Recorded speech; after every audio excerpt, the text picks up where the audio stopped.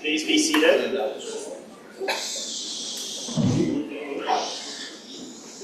Baruchim Habayim, welcome to the Hisvadas Chassidim on the Chag HaGeula of Yud Tess Kislev.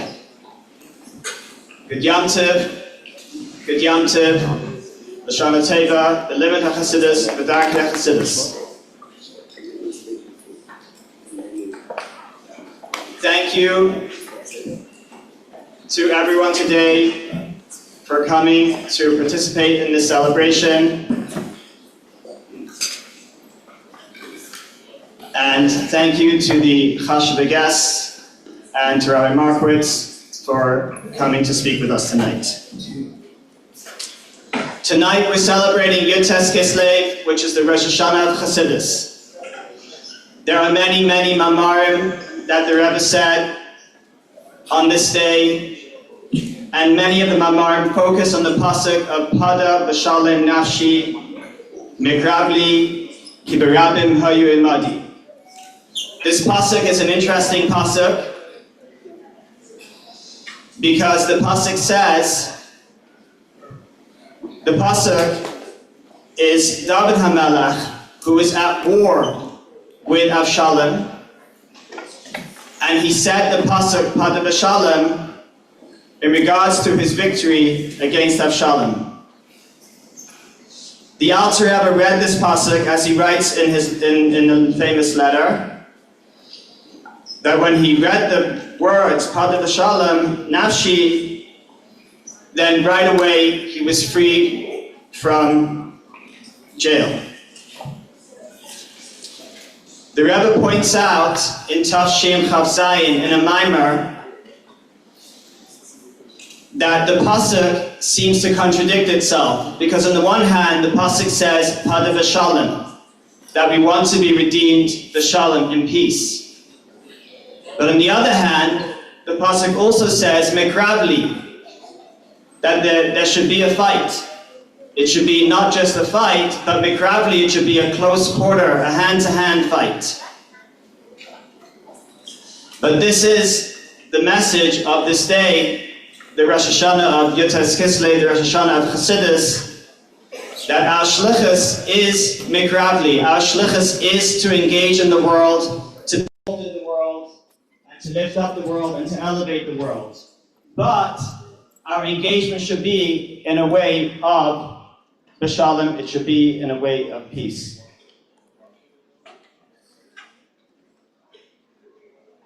We're now going to call up the head shliach, Rabbi Grosbaum, who is going to say the Rebbe's kapitel.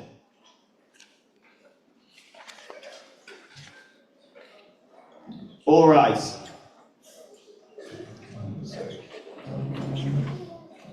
Sing along.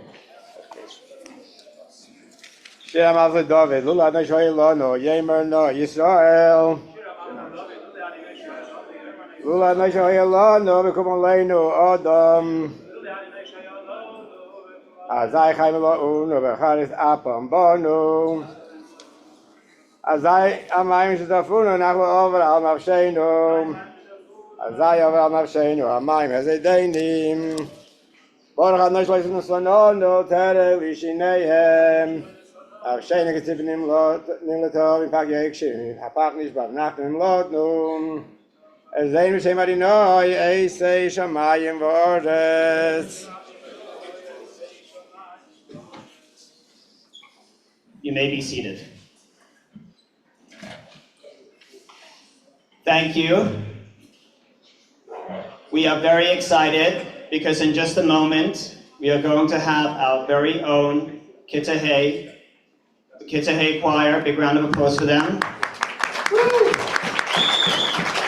They are going to come up onto the stage with Rabbi Weinfeld. We thank Rabbi Weinfeld for putting in hours of effort and for putting in your mikravli, your imagination, your vision to create this beautiful choir.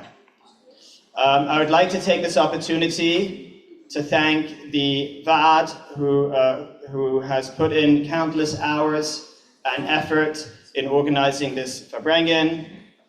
Rabbi Spalter, Rabbi Shor, Rabbi Pesi Bolasov, Rabbi Levi Rosenfeld, Rabbi Mendel Goldstein, Rabbi Yossi Reinitz.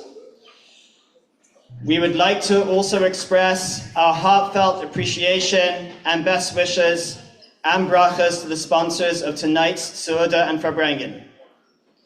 Eliezer and Denise Robbins, Reb Aaron and Tabby and family, Reb Avraham Bernstein and family, Dr. Moshe Chernik and family, Rabbi Idan Cohen and family, Reb Yosef Dominitz and family, Reb Yosef Kassel and family, Mr. and Mrs. Howard Katz, Dr. and Dr. Mandy Lowenthal, Reb Shalom Meyer and family, Reb Shrager White and family, Reb Pesach Bolasov and family, Rabbi and Mrs. Baruch Saltzman for a bracha for good health, Reb Yosef Adler and family, Mr. and Mrs. Ari Rosenzweig, Dr. Chaim Goldberg, and Dr. and Mrs. Shrager Kalvari. Thank you. May Hashem bench you. May you only have brachas and only good in every way.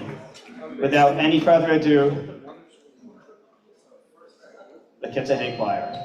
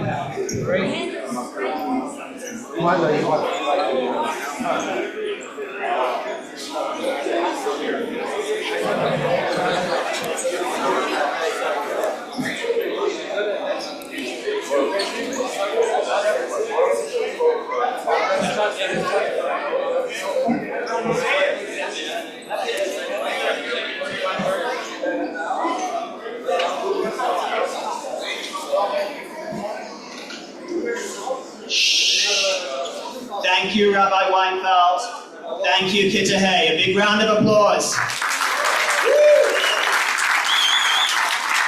There are more seats in the front. Please feel free to come and sit up. Thank you.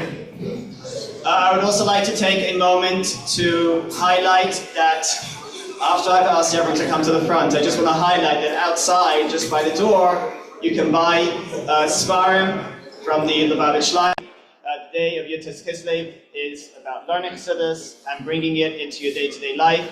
So we have the opportunity to buy Svarim from the Lubavitch Library at a reduced price. Thank you, Rabbi and Mrs. Gansberg. We're now going to have a Dvar Malchus video of the Rebbe about learning chassidus and bringing it into our day-to-day lives. Please turn your attention to the video screen, which is on this side of the room.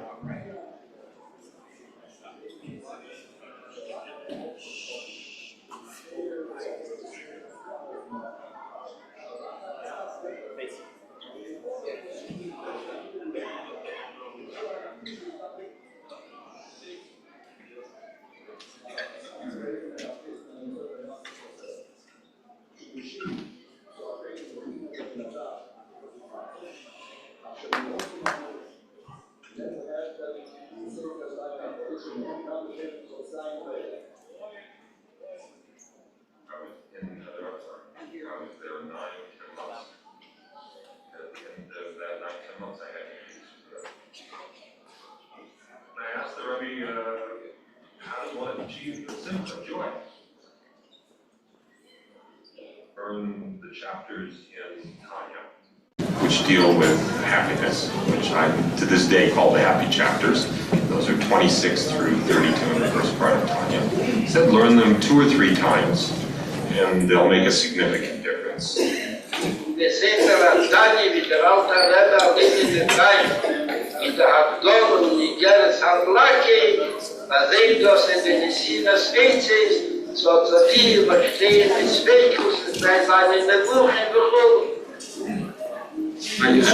I ate for joy in life. The Rebbe said to me, learn durch the Brocken in Tanya. Jetzt reden sie, sagen sie, endlich einmal. Also durch die Dura-Pfiff von der alte Rebbe in Sefer Tanya Kaddish ist begann die Mini von Eva Chasimcho war Tomer Baltus Amol etwas erreichen. Hashem Israel Afilu beim Leib suchen nächstes, was das eine Happe sei. Zu Alim und Tee. The Rebbe said, tracht sie über endlich einmal, das heißt, die Inyanim und nicht die Welt. Am schönen Steg.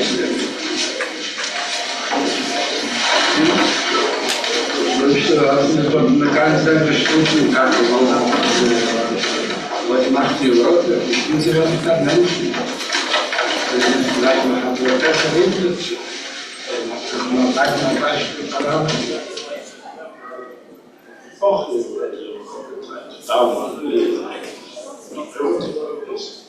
I've thought that I'm doing well and better than someone else. It's just what we're doing is. So the answer is what you write about hergish, kind, you should learn the beginning, maybe in the mouth of time.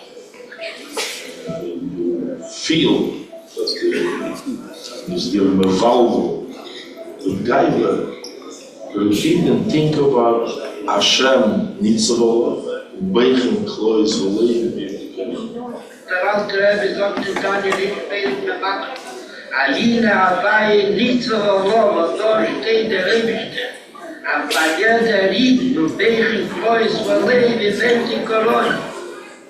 If the karo really sing it, in other words, the emphasis is, are you serving Hashem properly? And then, so the Hergish will go away. I had a speech impediment. I would stutter from time to time, and it was very troubling. Everyone told me at that time, it comes from a lack of self-confidence. Never use those words. It comes from a lack of self-confidence. And the Jew has to know, Hine Hashem Nitzavol, Mordechai, Kavod, Makadol, Boichem Kolos, and I should look at the beginning of it.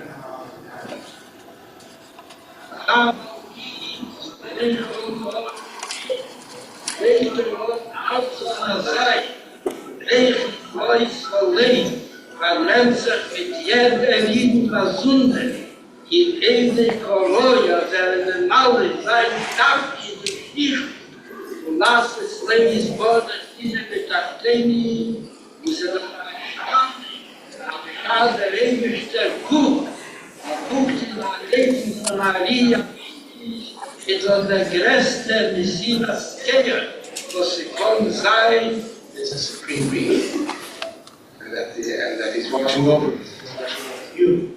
This whole world is created because of you. Think about those words.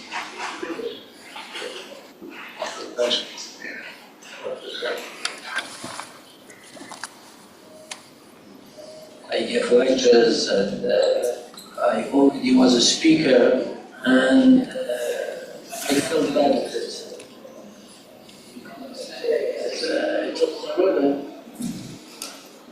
I don't know if I have enough Abbas to do it. looking at people from above. I'm afraid that I'm looking at the booklet. Was the first time. I'm not from Lexier, from based in and I learned it twice or three times. And you will see the people, you will see the people in a completely different world. Der alte Rebbe schreibt in Tanje in Pelet Leib, als die Straßen der Guf vernimmt nicht im Ikerot. Und der Ikerot vernimmt den Leib, und am Lefisch ist das nie Idee am Großen. Und die Anwendung der Kolonne, und Kolo Massime ist das mit dem und Akishu Vechibu, und mit Tada dort weiß man nicht, wie Idee am und was mit seiner in Poster verletzt. I read it three times. And you see this, you see people much differently.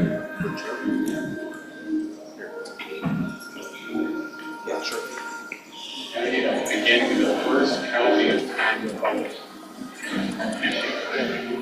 It is probably because of many people, many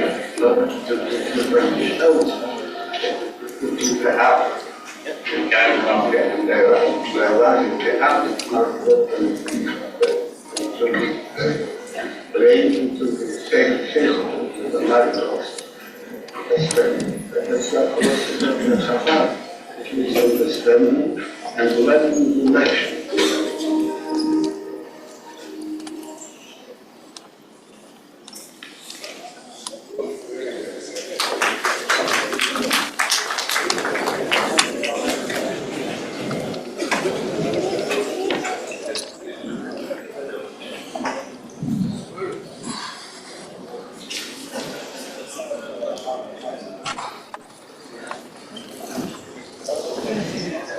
Okay, in just a moment, we're going to have some nigunim. I would like to ask everyone to take a glass, put l'chaim inside the glass, and we're going to say l'chaim. L'chaim, l'chaim, l'chaim and l'bracha.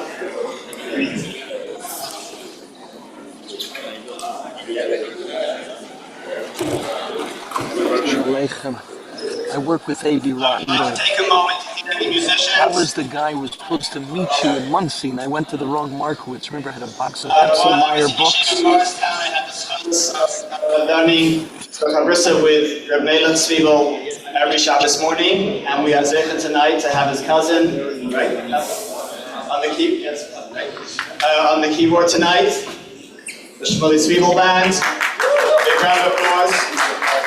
And we're also honored to have Moshe Lexier and Mordechai Kana.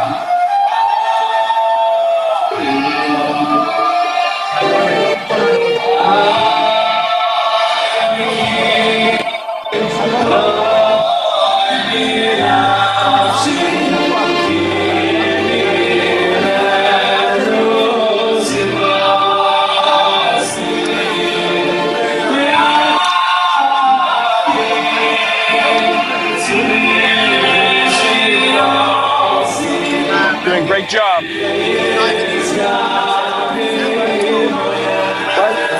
By the way, it's being streamed. If anybody wants to see it live, I don't know, all the mothers who didn't see their kids singing, Chaval. Where did I find it? gzl-live.com. Yeah.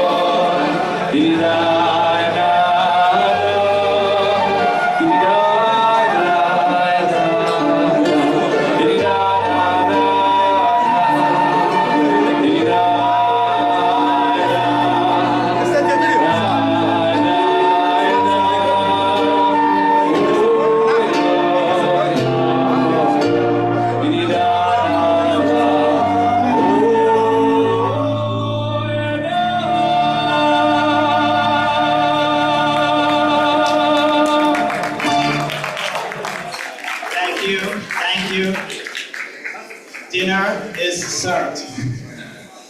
There is food in the back of the room. It's on. Okay, while people are getting food and food is being served, I will receive. In a minute. Yes, I'm going to see during the Yud Tess Kislev Fabrengen, the Rebbe would talk about Chalukas HaShas, which to me is something very interesting, because Yud Tess Kislev is the Rosh Hashanah of the chassidus. It's a day that we would expect to talk about learning chassidus, and we do, but it's also the day that we talk about Chalukas HaShas every year. The entire Shas would be divided. I would like to take this opportunity to thank Rabbi Moshe who has organized the Chalukas HaShas. Please take a moment to go onto anash.ca. I know that 5:31 p.m. yesterday there was already no Masechtas left, but he's going to open up another round. Have faith. It gives us great nachas that we are so overfilled, the room is so overfilled that we're opening the wall. It's not going to look as nice, but there'll be much more seating for everyone that does not have a seat. Give us a moment and they'll be ready in a few minutes.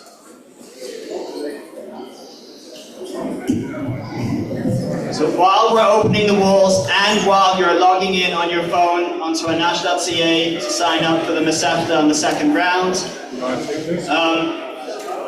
the Rebbe spoke about,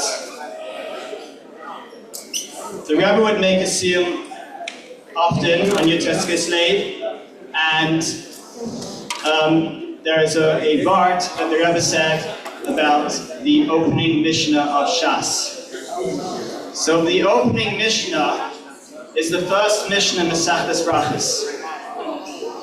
And the Mishnah starts with Me'ei Masai Karim Es Shema Bi'arvis. The Mishnah asks the question, when do we read the Shema Ba'arvis?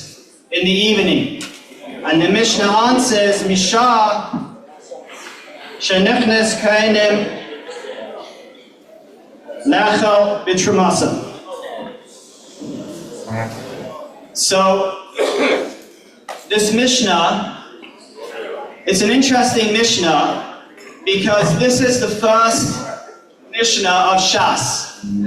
We're now sitting down to learn Gemara. It must have been that the author of this Mishnah was a chassid, because you're sitting down to learn Gemara and the first thing you speak about is how you're davening. Are you davening ba'avodah? So this itself is interesting. And so the Rebbe says that Me'ein Masai Keren Shema Ba'arvis, when it gets dark outside, Ba'arvis, it gets dark, so what is our response? We could panic, we could run, we could hide. Our response is Keren Shema. We read Shema, we connect ourselves with Hashem. Shema Yisrael, Hashem Elokeinu, Hashem Echad, Aleph, Hashem is one, Ches, the Zayin Rekiim, and Dalet, the four corners of the world. We connect ourselves with the oneness of Hashem.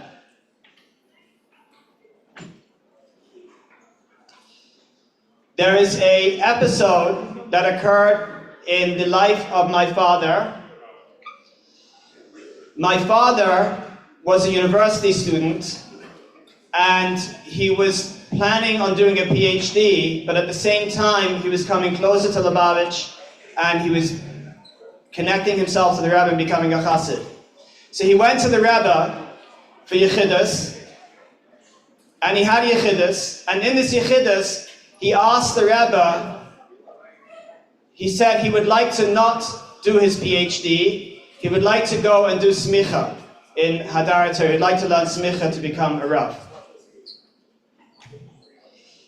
And the Rebbe answered him, and the Rebbe said that you should not do smicha now, rather you should go and complete your PhD.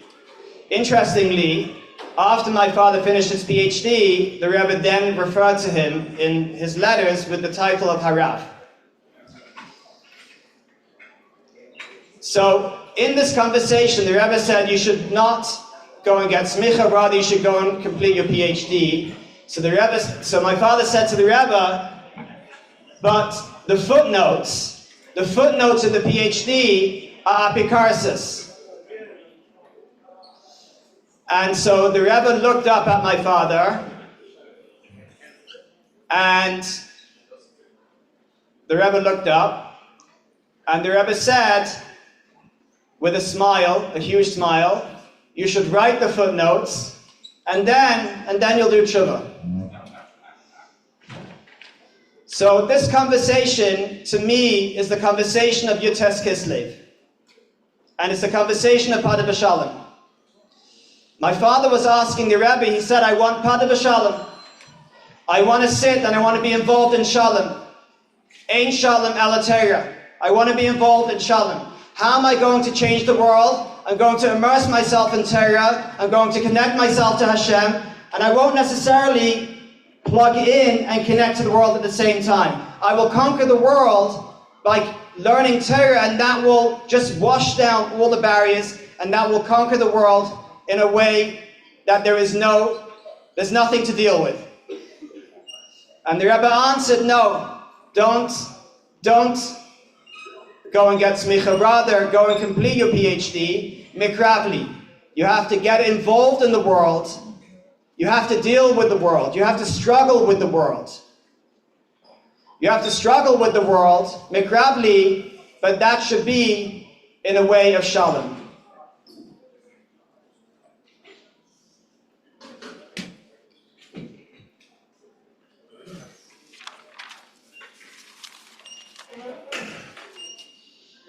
We are now going to... Oh, we're going to do the naked?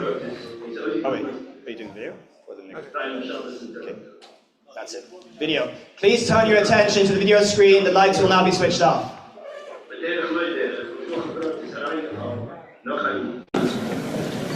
Was is urgent in Kinder. I head from school from the Lexier. Der ersten Mailers versteht sich gewonnen. Natürlich, aber ich habe das Wort verreden, mein Gerät. Der Lied hat angehabt am Möbel ist und sagt mir, als wir dürfen das haben für unsere Kinder. Noch Schabbat habe ich abgeredet mit ihm. Wir gehen noch mal Seder, machen Seder, einmal eine Woche. Lernen den Rödensteuer. Von dem ist Stahlschul geworden. Mesifte, der Lubavitch Mesifte in Toronto, wenn wir Kasher gewinnen mit der Mesifte, der High School von Lexier, Modern Orthodox High School, sie kommen zusammen, sie lernen chassidus und Fabrengen zusammen.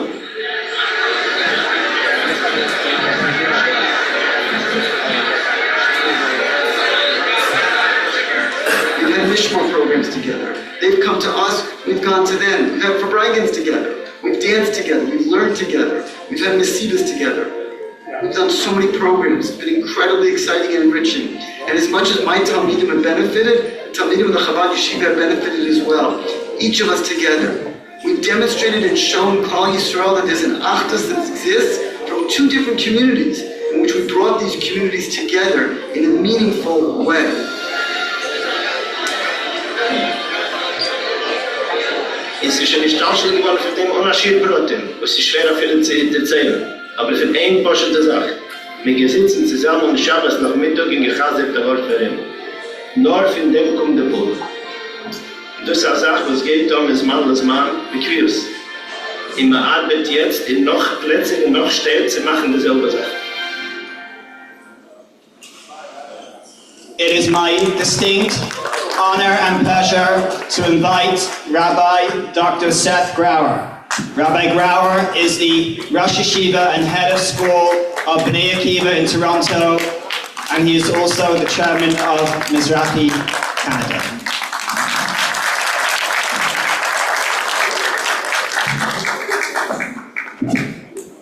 What an incredible honor. Thank you very much. It really is a special opportunity to be here. Kvod Rabbanim, guests, Chag Sameach, and really, it's unbelievable to be a part of this. Rav Zalman Leib and many others, I'm sure this evening are going to speak about Yud Tess Kislev and why it's such an incredible and special evening, why it is the Rosh Hashanah for chassidus. So I'm going to focus my remarks for just 2 or 3 minutes on what you saw on the video and really on what Rav Zalman Leib Markowitz has accomplished on behalf of all of us here in Toronto. But you all must know that the person who's responsible for what happened on that video screen and the person who's responsible for what we've been doing for the last 2 years here in Yeshiva is my very, very close friend, member of my family, Mr. Edward Kolodenko. So thank you.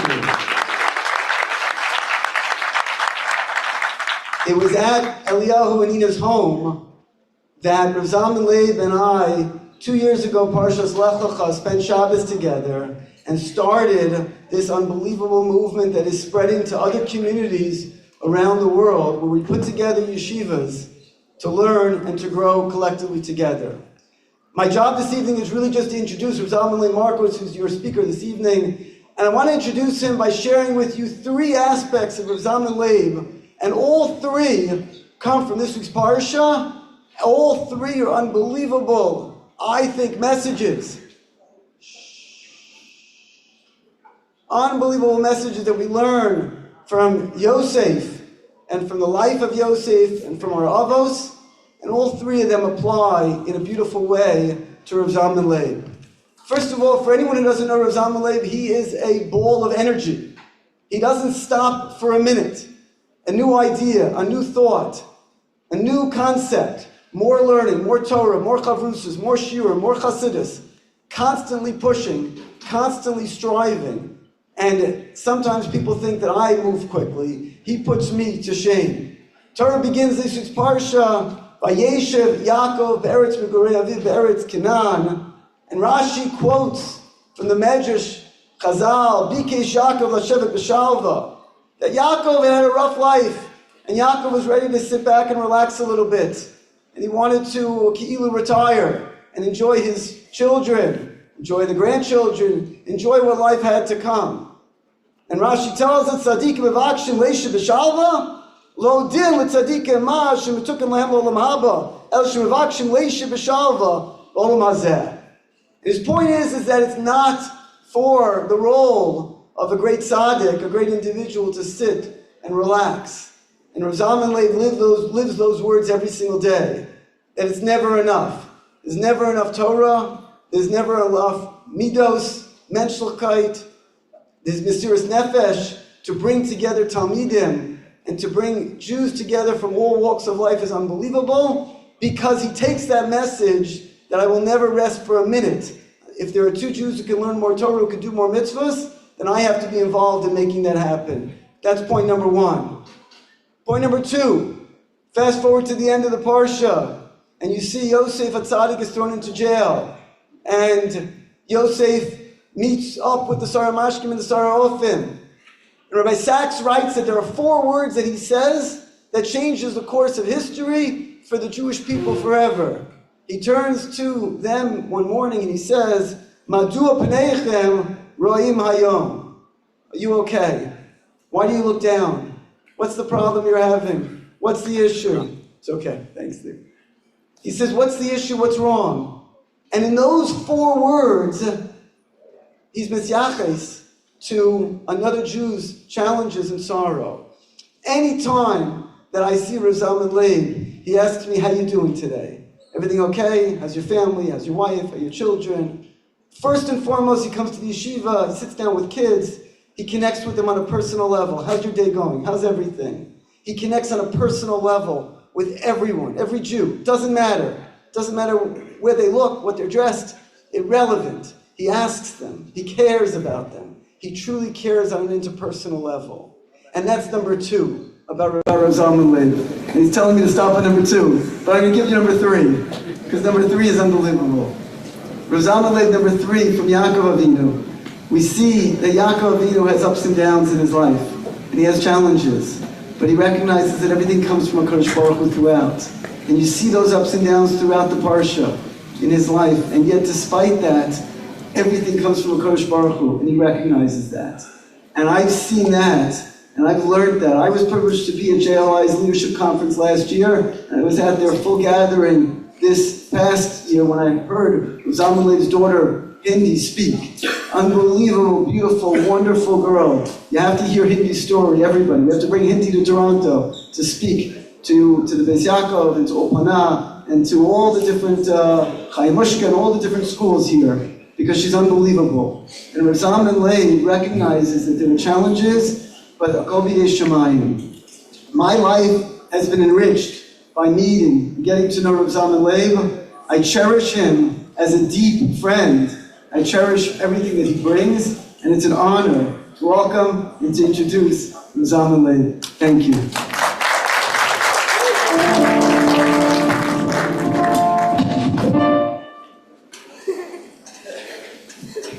Yud Tess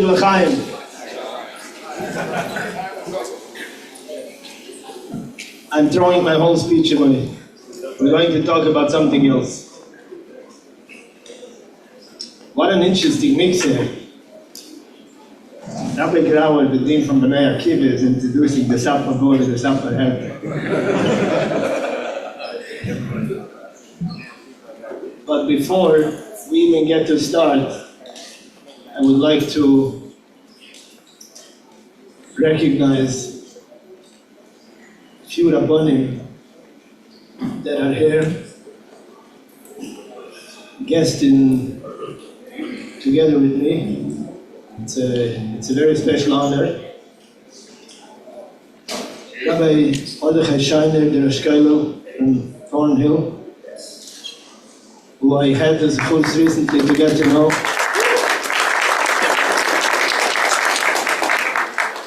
Rabbi Rafi Liebner from the Roman Shari Tefillah, who were learning together for a couple of years. a real chassid.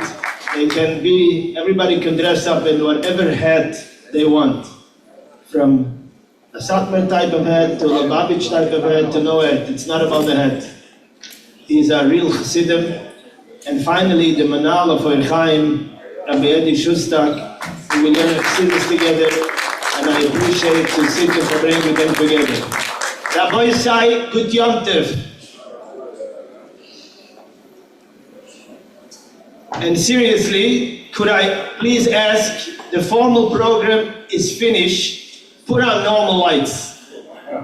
Can we have normal lights there? Finish with the fancy dim lights. Is there normal lights in this show? Well, I don't follow any, I break all the rules. I'm not a speaker, I'm not a fancy person, I'm trying to just. And by the way, Rabbi Shor, ich weiß, du noch Choshev Rabbonim, das ich kenne sie nicht. Das ist Lonze Chibber Vereich. Das ist Rabbi Shor, ich bin doch sein Gast.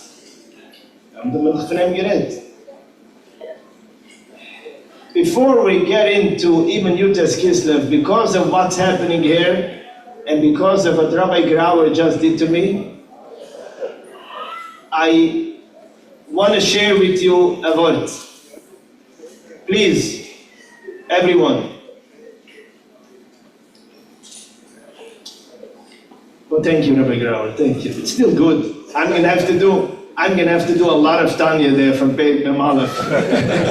If you watched the video before, the Rebbe said, you know, the guy, we're going to have to chazad that Perek a lot of times. Was willst du?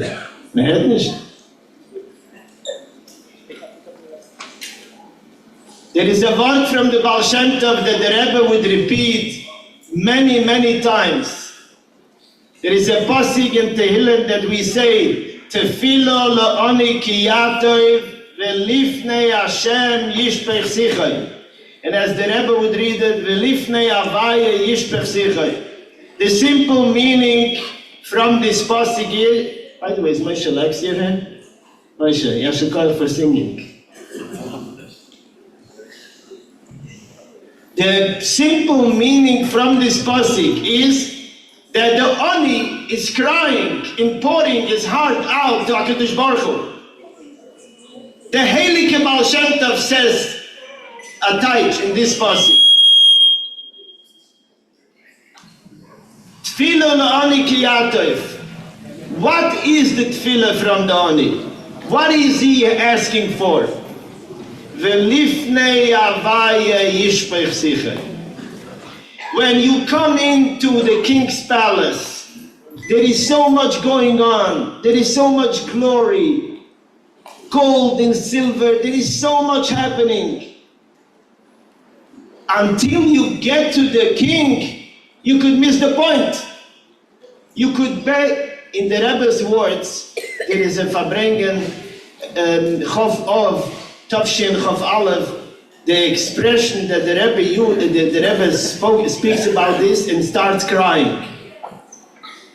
The Oni is asking, is davening to Hashem, man soll sich nicht vergucken auf a Zeit, not to overlook, not to fall away with all the glory and with everything to lose the point. Rabbi Sai, it's Yud Tess Kislev. And we're sitting here, there is flesh, and there is herring, I didn't even see what's there, and there is music, and there is videos, and there is announcements, and there is so much happening.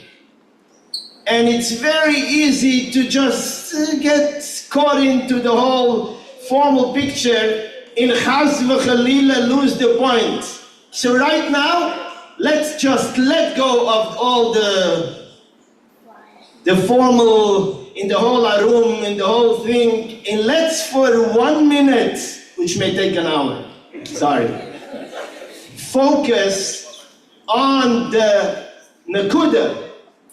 What is really happening here? And by the way, Rabbi Grauer, you asked me before a question, and with all jokes aside, this has been a serious 2 years in my life, because as the Chazal say, Bo lelamed v'nimtze lomad. You come to teach and you end up learning. I learned a tremendous amount, and yes, Eliyahu HaKohen, it's not just about saying thank you because it's nice to say thank you. What has happened in these 2 years as this mix was developing is a message for everyone, because it's really all of us here. And that is actually the depth of the meaning of Yud Tess Kislev, if we can, b'siyata d'shmaya, b'ezras Hashem, get there. Rabbi Grauer is asking me, sitting there, he's coming in, and he's asking me like innocently, you know, what is this? Rosh Hashanah chassidus, you know, you choose, what did they choose Yud Tess Kislev for? You know, maybe his birthday, Dr. Rebbe's birthday, like, he's analyzing why is it that Rosh Hashanah Chassidus, that such a special name and such a special appointment of a day was chosen for that day when he was released from prison? First of all, it's geschmack to hear as somebody thinks. Taka, let's analyze what's going on here. But I would like to start with a simple story. There is a story being told that most of the people here probably heard. With Reb Shmuel Munkes. Reb Shmuel Munkes is a famous chassid of the Alter Rebbe. He is known as being a big comedian, let's call it. This chassid, Reb Shmuel Munkes, was a guy that had Ruach HaKodesh probably. He was a holy man, a tzaddik. He came to the Alter Rebbe when he first came, as like many other chassidim who originally didn't come from chassidus. And he first came to the Alter Rebbe, and he heard about the Alter Rebbe. He comes into the city of Liozna. He doesn't know where the Alter Rebbe lives. And it's the middle of the night, and he says, oh, you know, the Rebbe's house, Mistama, there is light. You know, in those days, the middle of the night is total darkness. In the Rebbe's house, Mistama, there is light in the Rebbe's house. And indeed, the entire city is dark, and he sees a light in one house. He goes to the house and he knocks on the door. He knocks on the door. No, everybody is sleeping in the house, so the Alter Rebbe himself has to come to open the door. The Alter Rebbe comes to the door, opens the door, he says to him, can I help you? He says, yeah, I'm cold. I want to come in. Ich will sich aufwärmen. I want to warm up. The Alter Rebbe says, in the middle of the night, you knock on someone's door? I'm going to call the goy to throw you out. And Reb Shmuel says to the Alter Rebbe, Rebbe, my goy is größer for your goy. My goy is much bigger than your goy. And the Alter Rebbe took him in. The Alter Rebbe wanted to give him a wake-up call, and he as a chassid, who before he was a chassid, he was a chassid, he said to the Alter Rebbe, my goy is bigger, I want to transform my goy from the inside. What am I trying to bring out with this story? No offense to anyone, this is about me. But we all have a little goy inside. So very often people feel, you know, as a teacher, by the way, as a rabbi in a classroom, as a student in Cheder yet, I never appreciated when a rabbi would come and darshan and say big things, and you need to be this and that. Because listen, if it's a chassid who really has it, and when he says it, he's really there, no. But if somebody says it just because that's the right thing to say, and I can't relate to it, it just causes the opposite feeling. So sometimes we have to allow our nefesh abamis to speak up. We have to allow our goy to speak up. And one of the things that happened officially by outside people from Chabad, but really by us ourselves also at the moment, saying, what is this tunnel? Yud Tess Kislev, give me a break. Okay, now the Rebbe was in prison. Okay, we'll make a Sudas Ador. Moshe, Yud Tess Kislev, but the whole world is turning over, and every year it's getting more and more, and you make and you celebrate and you call it Rosh Hashanah. Now, besides the fact that, for those who don't know yet, that Gedoyle Yisrael from Lita, the Heilige Reb Chaim and Reb Chaim Oizer, that they refer to it, they were messiachas to it, with the biggest respect, the known story that Reb Chaim Oizer told one of his Rabbanim that came to laugh that they made another Rosh Hashanah, and he said to his Rav over there, bazei kommt zu, bei uns wird weniger. But that was the time when Russia already started, there was a lot of opposition to Yiddishkeit in Askola and in whatever it was, and he said that, look, they are increasing, but aside of that, what? Yud Tess Kislev. So in order for our Nefesh Abamis part to be able to get a simple understanding, I would like to share a story that I heard from the Yid himself, without giving deep explanations and chassidus what Yud Tess Kislev is. A simple thing. A simple thing that I caught on to this year. I realized a new chap that I've been thinking about on the unusual, unique thing about Yud Tess Kislev. This is a story from a Yid that when I heard from him, he was a senior man, and he shares a story when he was 14 years old in Russia, a 14-year-old bacher in Russia. Now we're talking now in the years when communism was at peak, in the years when the most difficult years in Russia. It was brutal. And Chassidim came together for Yud Tess Kislev. Coming together in a Fabrengen at that time was a death sentence. Rabbi said, a death sentence. Guess what? There was no such thing to skip a Yud Tess Kislev. This Yid shares that they were two 14-year-olds, him and his friend, and he wants to go to Yud Tess Kislev. Obviously, the young kids were not told where this Fabrengen is, because it was Poshet Skonas Nefoshes. So the young kids weren't told where there is a Fabrengen. But they had a big urge, and they had some idea where it may be. You know, these were 14-year-old children. They had a shtickl idea where it could be.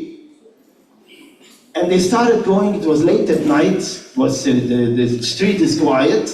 They came to a building, and they said, they had a feeling that it's in this building. But, you know, in Russia, there is no private houses, there's all buildings. And they come to, there's a big gate. They climb over the gate.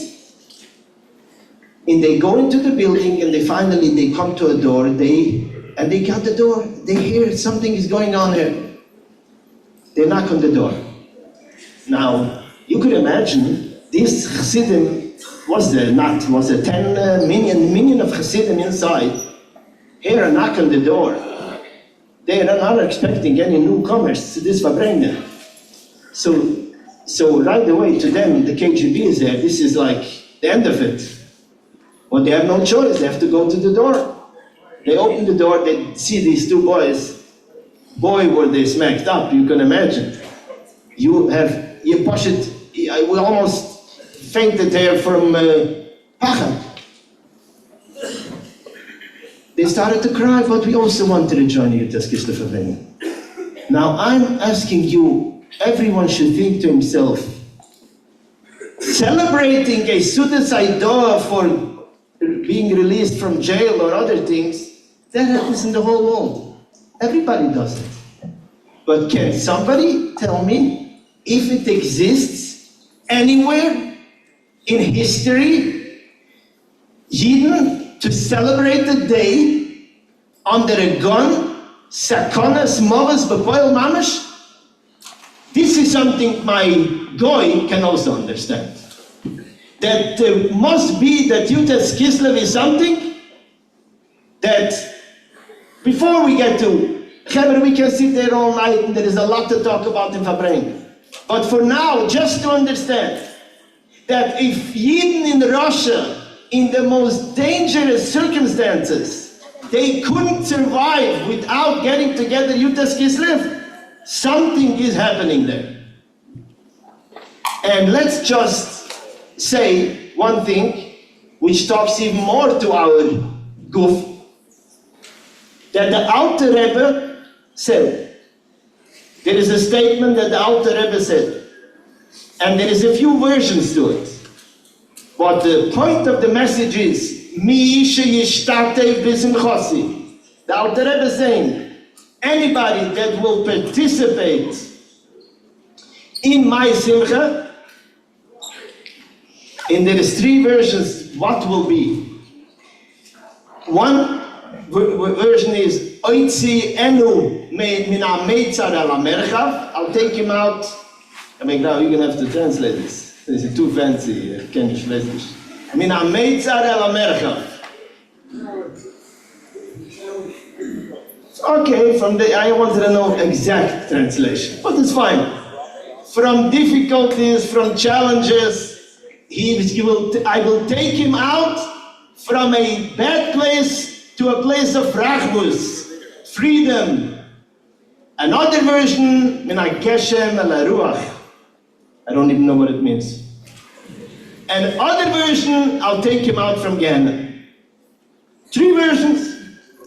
Now, to us, what does three versions mean? To us, three versions? I'm not sure what he said. No. The Rebbe says, all three versions are true.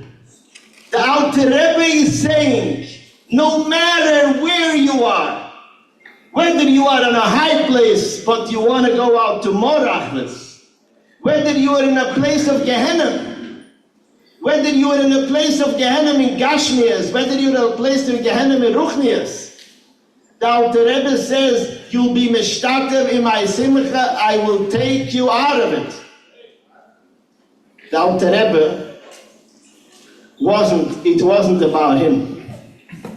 If we should just, for a second, understand who the Alter Rebbe was, and talking about Anivus, I will say like this is an extreme story, may be difficult, this is not a story. This is a scary thing, again, not something that I had in mind to say, but these things just because we talk about the Alter Rebbe, for a minute to stop. At the times after today was also the yortzeit of the Heilige Magid, the Rebbe of the Alter Rebbe. And when the Magid passed away, the hisnagdus on chassidus was brutal. Was even more difficult for chassidim then than in the times by the first generation by the Baal Shem Tov. It was very difficult. They put a cherem on chassidim, and there was a group of Talmidei Baal Shem Tov. There was a minyan of Talmidei Baal Shem Tov that came together. They wanted to make a cherem. They wanted to make a cherem, let's say on this night. They were told in Shmiely that in order to do this, they need to have someone who is at least, and that's an interesting comment, at least as a gadol in Torah like the Gra.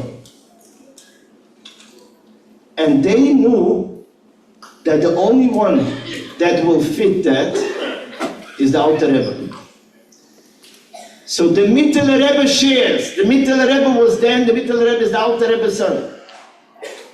Rebbe Dov Ber, who was a name after the Maggid.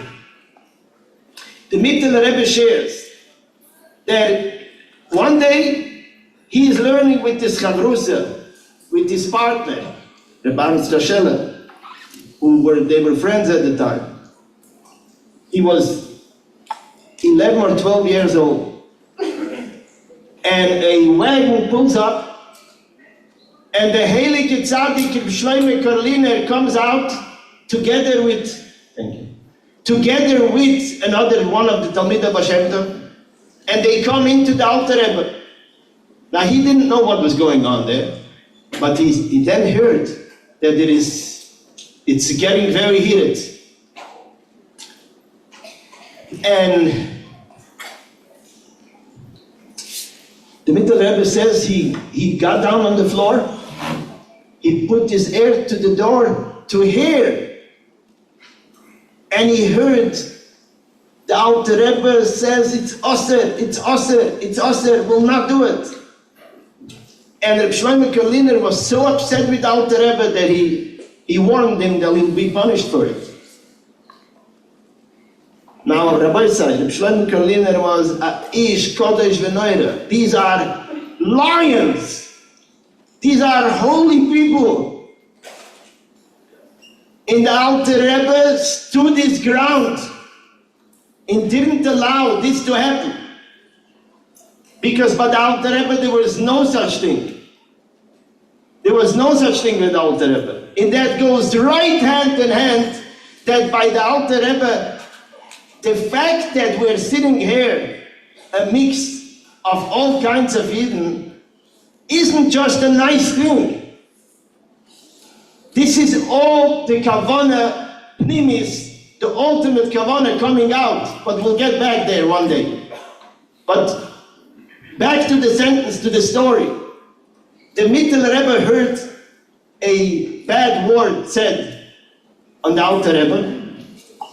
And mind you, the Alter Rebbe suffered from that.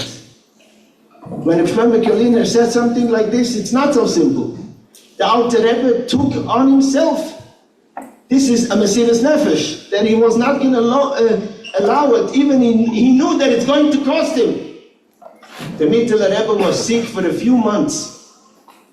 He was a child, he was sick for a few months from what he heard being said to the Alter Rebbe. At the same thing, just a similar story, is actually what happened at these hours now, because I was asked today why 2 days celebrating Yud Tess Kislev, and we all know that the Alter Rebbe said that at the end of the day, when he was finally released from prison, at the end of the late afternoon on Yud Tess Kislev, and they fell in to the Misnagid's house, the same house where he was supposed to arrive on the upstairs floor to be greeted by his chassid, and Bashkocha Pratis, he went into the bottom floor where one of the Misnagdim who were actually involved in the Mesira, who got him into prison. And the Alter Rebbe was sitting there for 3 hours. And when the chassid upstairs, the chassidim were waiting, were expecting that he should be here, they realized he's not coming, and they went down, and all of a sudden they realized maybe there was a mistake. And when they went down and they heard from the door how this person is screaming at the Alter Rebbe why he changed the Nusach HaTfilah, they broke into the house, they knocked on the door until they opened, and this chassid from upstairs was ready to really beat him up. And the Alter Rebbe said, no, you will not touch him. And not only that, but the Alter Rebbe said that he hosted me for a few hours. Although the Alter Rebbe said that those 3 hours was more painful to him than the whole prison, but this Misnagid hosted me, so I will make a bracha there and say a bracha in his house. And then the Alter Rebbe left. So we're talking about the Alter Rebbe, that's the ultimate tzidkes of Anivas, wherever we can not even imagine. And he says, back to the sentence, anyone that will participate in my simcha, I will take him out. 3 versions. Says the Rebbe, all 3. Anyone in any matzav he would be, I will take him out from that matzav. So therefore, my friends, Tayere Zise Chavere Meiden, I think we have enough to understand that there is something that is of great value to sit together. Doesn't matter what's on the program. It doesn't really matter. Not what's on the food, and not the Gruchnius program and the Yashmi's program. We are here together to be mishtatev in the simcha of the Alter Rebbe. Now, Rabbi said. So now we know it's a big day, and we see that with all the things mentioned, they're not even half of the things that there is to mention. What really is big about it? So now I have a big question. I don't know when I started speaking, and I didn't even start speaking because this was all just a akdama. So now I will first tell you like this. That's the right time over there? So I will first say like this. Feel free, don't be shy. If for some reason you need to leave because your babysitter, well, there's a lot of valuable reasons a person needs to leave. I don't want to keep anybody, uncomfortable. Feel free to leave, and it will not be any, nobody's going to offend it if you need to leave. But those who are here, if you don't want to fall asleep, say not the L'chaim, and let's start a little. Moshe, can we sing Einigen? We'll sing an chassidus Nigen together, and then we'll continue. L'chaim.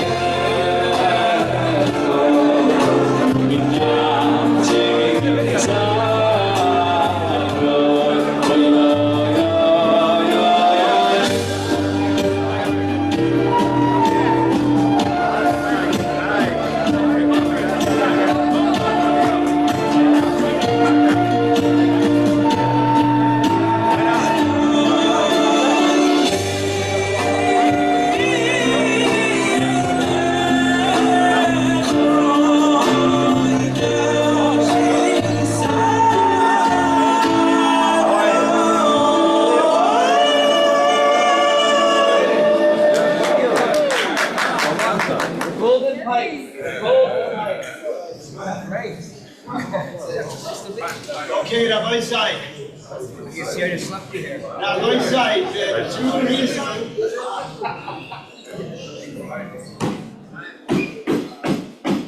The true reason for this break was that whoever wanted to leave could have left.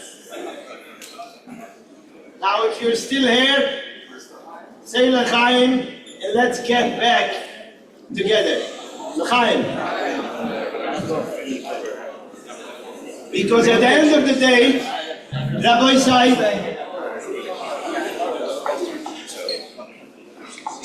soft, Eden wanna leave with two things we need at least to accomplish in the next 20 minutes. Please. One, after all, a little bit of what's the story. What's the story? What's the meaning of Yud Tess Kislev? What happened? What is it? What really? Why is it so important that Fabrengen in Russia?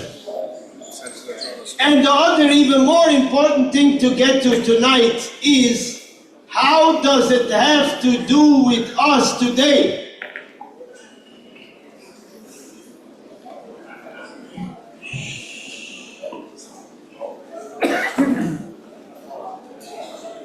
So let's just first go through a few basic details of the story, which is a little strange. Like there is endless amount of stuff in the story, but there is some details which are very modern. What's modern? Strange. Some details of the story. Chevra, now comes your answer, Rabbi. Rabbi, don't let anybody take your attention. Yeah, it doesn't matter. Right now it's the Alter Rebbe. At the end of the day, my real specialty, I'm a Rebbe in a classroom. I see who listens. All the other things is just a bonus. Rabbi Sai,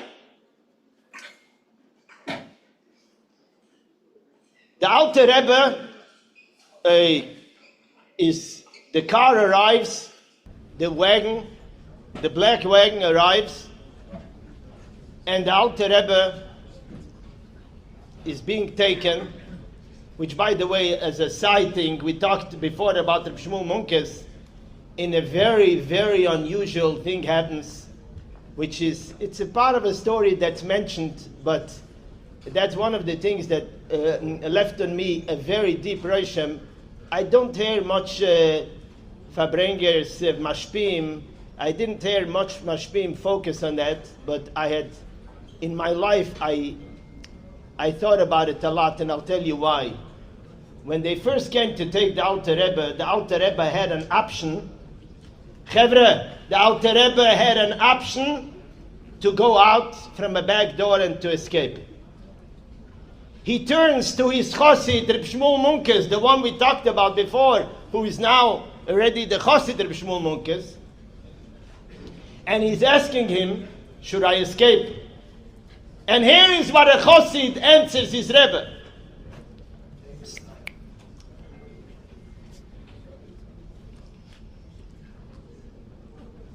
Seid ihr a Rebbe? If you are a Rebbe, nothing will happen to you. And if you are not, how dare did you take away the enjoyment in Gashmias from so many thousands of chassidim? Wow. You hear this? You hear this? It's not, what would be the Alter Rebbe's sin? If he is not a Rebbe, what would be the sin? That he took away a tam from Gashmias? Isn't that a good thing to take away tam from Gashmias? No, it's not. If somebody wants to take away a tam from Gashmias from another Yid, he better be a Rebbe. Taking away, when I heard that many, many years ago, it just alerted me as a rabbi in a classroom what it means to make it difficult for kids or for students or whoever. Oh, wait a minute, it's not so simple. Seid ihr a Rebbe? It's not going to hurt you. And if not, wait a minute, take it easy. That's just the side point that I'm part of the story when the Alter Rebbe came. And here, when the police came, and so the Alter Rebbe is asking him, obviously the Alter Rebbe is, and immediately the Alter Rebbe sent a pan, a kvittel, a zettel to the heilige Reb Levi Yitzchak Baditchever, the Oyev Yisrael, and the Alter Rebbe sends a shliach to go to him with the zettel. The shliach comes there, and in Poshet, because of the tumult and because of the whole scare and everything, he forgot that the Heilige Baditchever says to him, what's his mother's name? He forgot, he didn't know the Alter Rebbe's mother's name. One version of the story is that Reb Levi Yitzchak went to mikveh. He comes out, he opens the Chumash, Parshas Miketz, and he opens the Chumash by the words, Vayar Yaakov ki yesh shever b'Mitzrayim. The simple meaning is that Yaakov Avinu sees that there is Tvua in Mitzrayim, and he says Shever is the Rosh Teves Shneir ben Rivka. His mother is Rivka. Fine. He lights the lilka. Lilka is the pipe. He smokes a pipe. He says, with this pipe we can burn down all Petersburg, St. Petersburg, where is the capital from Russia at the time, and where the Alter Rebbe was taken. Anyway, later on in the story is known that the Heilige Baditchever and also Reb Baruch Mezhebish had a taina on the Alter Rebbe. They had a taina on the Alter Rebbe. How did you do this? You could have, with the Reb Baruch Mezhebish told the Alter Rebbe, with one wipe on your forehead, you could have destroyed them all. They had a real taina. Reb Baruch Mezhebish was upset with the Alter Rebbe. There is a word that they say, I don't remember who said it, that the Alter Rebbe, when the Alter Rebbe was freed from prison, and they said Peterburg is two words, Fetterburg. And one of the other Rebbes or Chassidim said, with Fetterburg, you got away with, but with Vetter Baruch, you're not going to manage. The Baruch Mezhebish, who was the grandson of the Alter Rebbe, of the Baal Shem Tov. The Baruch Mezhebish was upset with the Alter Rebbe. How come you allowed, you have to understand, what happened in prison was, the Alter Rebbe went and took the holy Kodesh HaKadoshim in Yonim from chassidus. It's okay. Das ist ein Protein. Man hat früher gerät, aber man tun nicht verlieren den Kinder. So here, listen to what's going on. The Alter Rebbe is taking the holy scripts of the Kodesh HaKadoshim, the Baal Shem Tov, and is coming to Goyim, the Tsar's court, and is explaining to them such holy stuff, bringing it to such low people. They couldn't handle this. How do you do this? The Baditchever said to the Alter Rebbe, so much Yisurim for you, so much Yisurim for Klal Yisrael, so much Yisurim Lamaila, you could have just burned it. And the Alter Rebbe tells him, he says, Yaakov Avinu, in this week's Parsha, Yaakov Avinu comes to Esav. He could have taken Esav off the map very quickly, but he didn't do that. a chapro fonov bamincha. I didn't say this week's parsha. I said, I know it's not in this week's parsha. You see, my teachers are listening to me. That's good. That's in Vayishlach. Yeah, but I said it was the parsha. Actually, in the story, that's the way the story goes. Yaakov Avinu came and said, "Achapro fonov bamincha." I will wipe him away and make him feel better with the mincha. He lowered himself to the matzav of Yaakov Avinu to conquer him. Yeah. Esef, ich habe schon zu viel gesagt. And as Michael, soll haben wir sagen, gesund stark, as Michael said to me this week, what did he say? The Alter Rebbe was released, not rescued. The Alter Rebbe was released from prison, not rescued. The Alter Rebbe didn't want to be rescued. The Alter Rebbe wanted to be released. He wanted to go through it and walk through it and get them through it. And what happens? At the end of the story, the Alter Rebbe writes a letter to his friends, which is in the Hayom Yom that we started reading today. In the Alter Rebbe writes a letter to his friends and to Anash that I came and when I was saying Tehillim, Yom Gimel Parshas Vayeshev, Yom Shelishi Shehuch Bal Boy Kitoiv. Today, the same day, so many years ago. Anybody knows the number of years it's now? 200 and what? 2025. Tov Kuf Nun Tess to the day. Yosel, wie viele Jahren ist das? Nicht gegangen to school, ich habe noch done.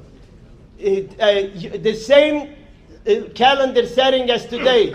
Tov Kuf Nun Tess. Goim Gimel Parshas Vayeshev, says the Alter Rebbe, I was reading Tehillim, and when I came to the pasuk, Podo b'sholem nafshi, Yotzasi b'sholem, may Hashem hasholem.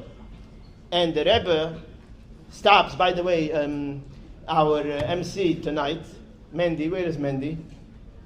Mentioned before about the Podo b'sholem Mamorim. So I want to pause. And I don't know, Asrei Demar, this is, we're in Toronto, in the place of, in the shul where Rabbi David Chochat Olav Ashalom was the Rav, who, there is one mimer that very few people know about, and maybe in Toronto they should really know about it. Was? No. There is a mimer, Hey Nissen, Tovshin Yud Zayin.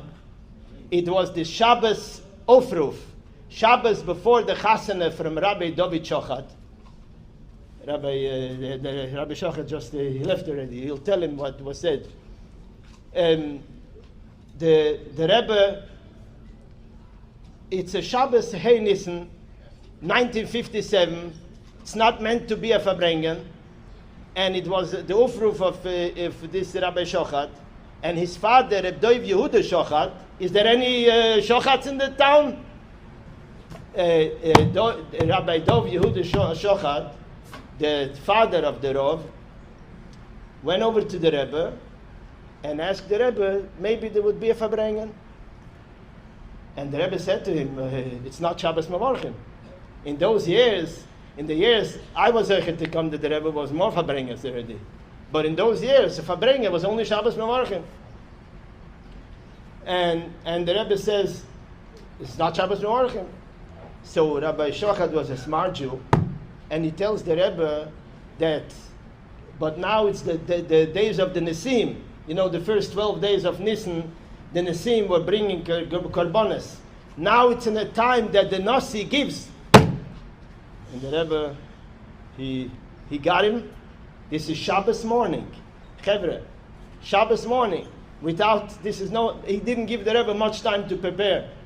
And the Rebbe said there will be a Fabrengen. And at that Shabbos, Hey Nissen, the Rebbe said a Maimer Poder B'Sholem. Interesting discussion about Taseres Meitshuva. We're not going to go into. But in addition to that, the Rebbe said a Sikha which has become one of the deepest Sikhas a discussion on Koil Chosen. It was a chasana, it was an aufruf. Kol hamasameach chosen v'kala zoicha lachmisha koiles. Kol hanehena misudus chosen zoicha lachmisha koiles. It's a siche in lekute siches chelik vof parshat Yisroi. Rabbi Yoel hat sich gekocht in der siche asach. Very, very deep siche. Came as azoi in zechus of the Rabbi Shochat, but that was just, I suddenly remembered, wanted to mention that. So the Alter Rebbe, back to the Alter Rebbe, he writes, Pod B'Sholom, Yom HaShlishi Shuchbal Boi Kitov, the Rebbe, another thing that the Alter Rebbe writes to the Baditchever and to the Baruch Mezhebish, you know, all the Goyim were wondering on the miracle that happened. And the Rebbe is asking, what?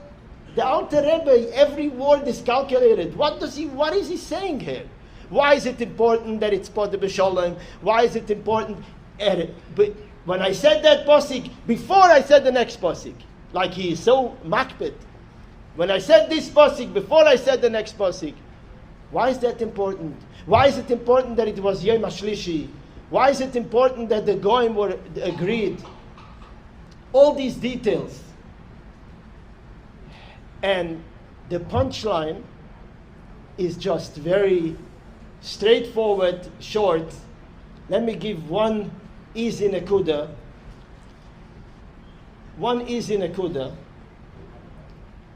I'm trying to find the easiest way to bring it out and then to understand that how it applies to us. And I'll start the other way around. There is a famous phrase, Rabbi Say, I want to hear if anybody here is familiar with this phrase. Kenanos al gabe anak. There is a famous phrase. Before you go out of this place tonight, if you didn't know this phrase, please listen to it.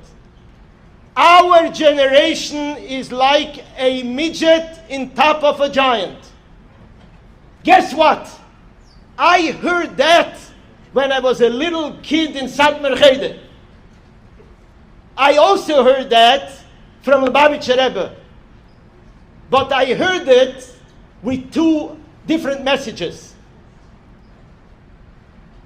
The message that most of us understand in Kenanos al Gaba Anak, which is both, by the way, both messages are 5,000% true. And I want to be madgish and I want to emphasize and I want to say that when I speak about Satmar, I speak about it with love and with excitement. People ask me if it was Mesiras Nefesh to come to Chabad. And I said, no, to rebel is very easy. I mean, those days it wasn't that popular, but today it's very popular. What was difficult for me was that I was not ready for 1 minute to leave anything behind. I treasure the family I was brought up in. I treasure my teachers. I treasure the zechus that I put on film for the first time by the Satmar Rebbe. And I can tell you from first-hand information that the Lubavitch Rebbe and the Satmar Rebbe were Yedidim. And I know it from inside. And we're not going to go into stories unless you want to sit there till the morning, which is a pasindere maisa, but not in front of the microphone. So to me, really, sitting with one Yid together, a Satmar Chassid, a Lubavitch Chassid, a Yid from the Litwische Koilel, and a Yid from Bnei Akiva, is akkurat dezelfde Sach. It's not dezelfde Sach, it's ein Sach. And anybody that didn't figure this out yet, didn't come to enough Yud Tess Kislev Fabrengen. Back to the word. Nanas al Gaba Anok. Please repeat. What's the translation from the word Nanas al Gaba Anok? A midget in top of a giant. Now there is two messages in this.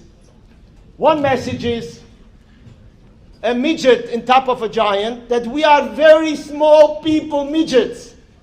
And the only reason why we last and why we survive is because we are leaning on the generations before us. in there is 100% true. However, there is another message that the Rebbe gives in Kenanas al Gab Anak. Rabbi say, the Anak, the giant, cannot reach the top without that midget. This is the message of the night. The Anak, you know who the Anak is? Avram Avinu, Yitzchak Avinu, Yaakov Avinu, Moshe Rabbeinu, the Heilige Rashbi, the Tanoim, the Ameroim. We are not just here by default. We are not leftovers. We are the midget on top of the giant. They have prepared everything for us. But we are the ones that will do the job for them. It's not by accident that this is a Dor Yosem. We are orphans. We are left there alone. This is purposely the Kavanah. Why? And that's the whole thing of Yud Tess Kislev, and that's the whole thing why the Alter Rebbe did not want to just burn Peterburg. And I'll say it in one word. And I want to finish with that. And then, if we sit in Fabrengen, we'll go back and talk. But this one, I'll finish with that line. When Mashiach comes, it says, V'niglo k'void Hashem v'rou kol basar yachdav. Let's translate the words. Mashiach is coming. V'niglo k'void Hashem. It will be revealed, the covet, the honor of Hashem. It will be revealed. V'rou kol basar. All the creatures, all the creations, all the beings will see God. Says the Rebbe, why do you repeat this twice? If you already said V'niglo k'void Hashem, then obviously everybody will see. If there is one creature that doesn't see, that means he's not Nigla. Nigla k'void Hashem means he will be revealed. So he'll be revealed. Says the Rebbe, no. No. Be revealed is not good enough. Why? Tell me.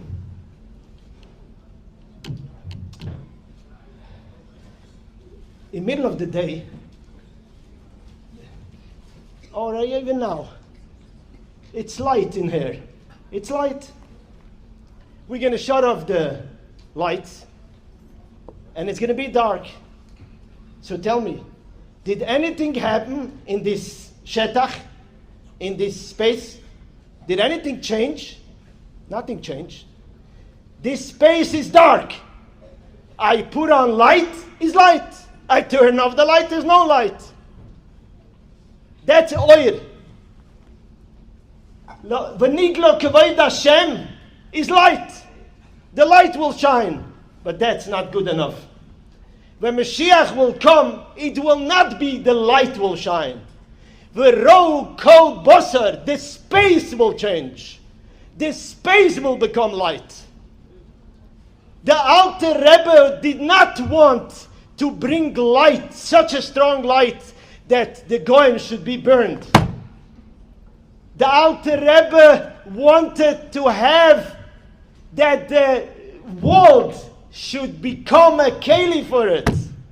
But guess what? By the Alter Rebbe's time, that was just the introduction to this.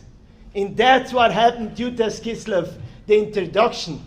Do you think that's the big day? No, that's the big day. That's the day that this concept was introduced. The big day is only coming. That big day that the Alter Rebbe introduced, that not the light will shine. The light will shine doesn't help me. In chassidus there is an expression, the shemesh is meir b'mokem ha'ashpa. The sun shines into the dumpster, but it's still a dumpster. The oil can shine. The kavanah is that we should shine, that we should be a keli for it. And that's our avodah to do now. And doing that is a very, very hard avodah.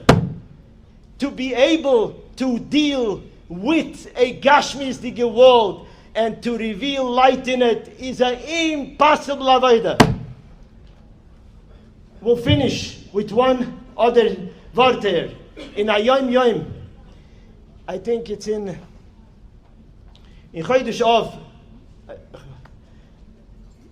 I think Hey Av, in Ayom Yom, the Rebbe says there a word from the Baal Shem Tov.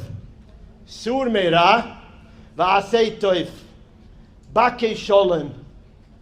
Most Yidden in the world, most Haredi Jews in the world, understand Yiddishkeit, Sur Meira, stay away from bad, which stay away from bad means also doing mitzvahs, because Sur Meira doesn't only mean not doing averes. Sur Meira means to be a perfect Jew. Anybody knows, every frum Yid knows, Sur Meira, you have to do Taryag mitzvahs. But then there is V'asei Toiv. It's not enough to do mitzvahs. You have to see light. You eat a piece of cake. You have to see that's already a chiddush, a Baal Shem Tov chiddush. V'asei Toiv, you eat a piece of xoomed, and you see godliness in it. Gewaldig. You think that's enough? Says the Baal Shem Tov, no. In other words, we take care, we're good Jews, we're doing everything right, and not only we're doing everything right, we even see godliness in Gashmias. But what's happening in Timbuktu? And what's happening with the world? What's happening with the Goyshe world? Bakeish Sholem. The Avodah ultimately is, the Rambam in Hilches Chanukah says, Kol ha-Torah lo nitna ela lasei sholem ba'olam. The whole purpose why Hashem created the world is to bring the world together with the Elokus and to see how in the world shines Elokus. And that's through the Avodah. That's a very difficult Avodah. Rabbi said, don't allow yourself to say it's very easy to be Lubavitch.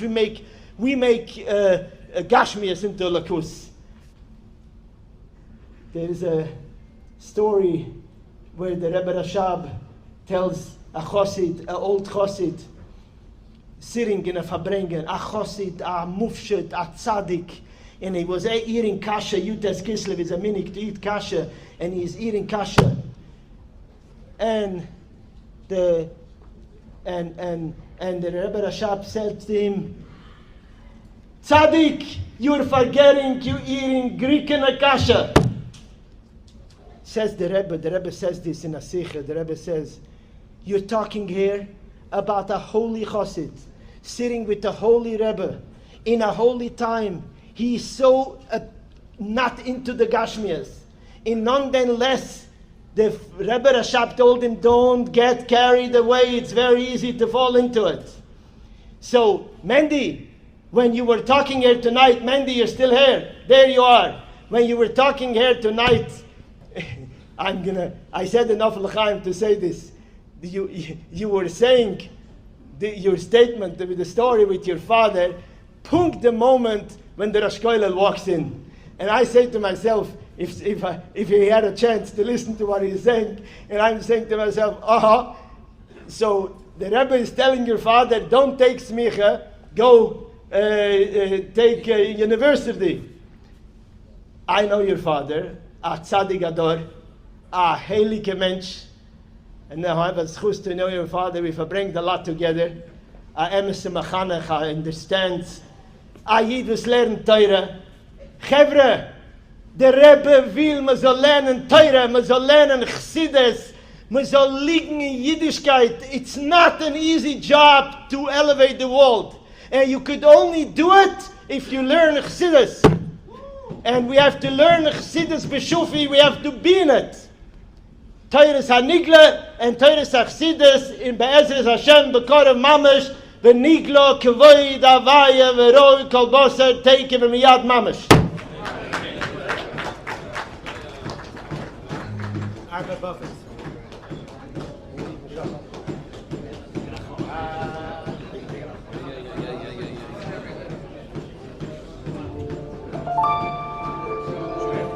Oy dira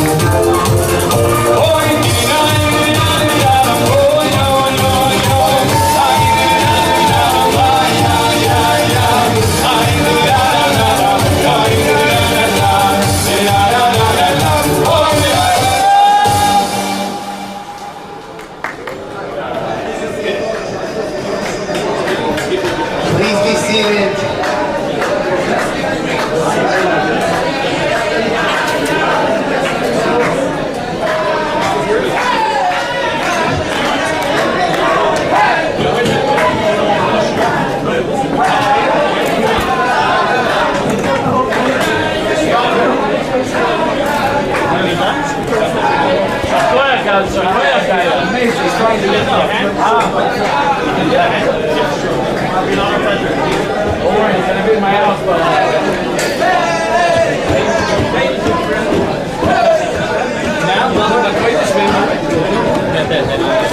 do it. Geweldig, yeah. Yeah, for the equipment we're done. Now it's geweldig. Mordechai. Oh yeah.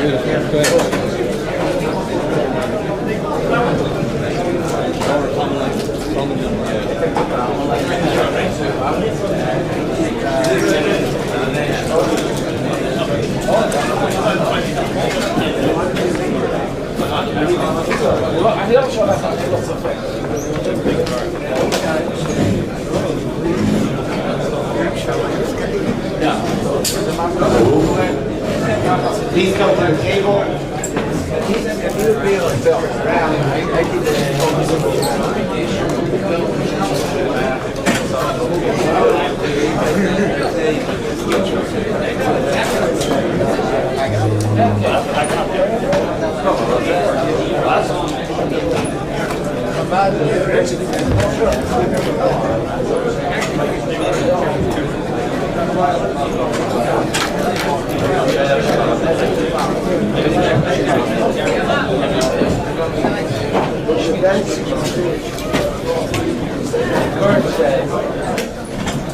There will be a bench for those share knowledge.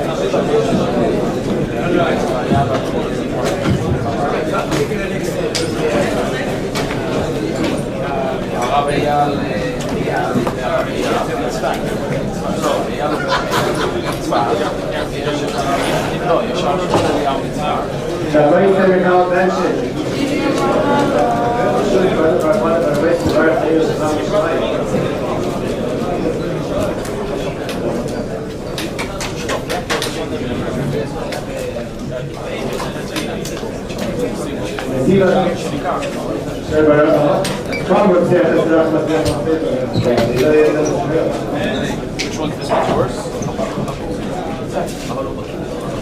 Are you?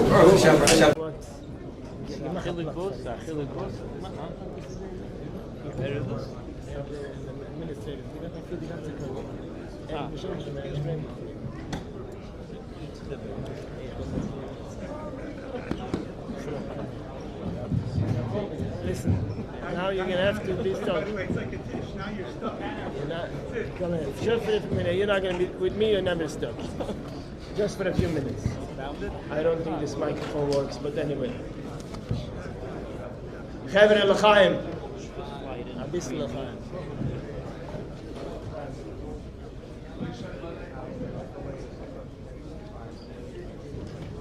First of all, Rabbi Sai, now for sure, the formal event, whatever they call it, is over. Anybody that wants to go to sleep, is fulfilled his duties. Their microphone arbeit.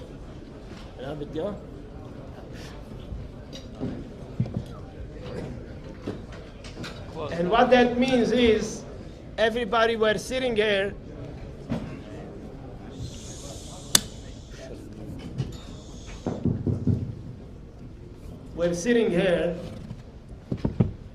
in a setting where there is no head table. Bekavona, schön, der will nicht arbeiten. Around like in the battery. Okay? See, it's fine. Rabbi Spalter, setz sich weg. Redt nur, wenn will. Wenn ich sage, Rabbi Spalter, hätte auf arbeiten.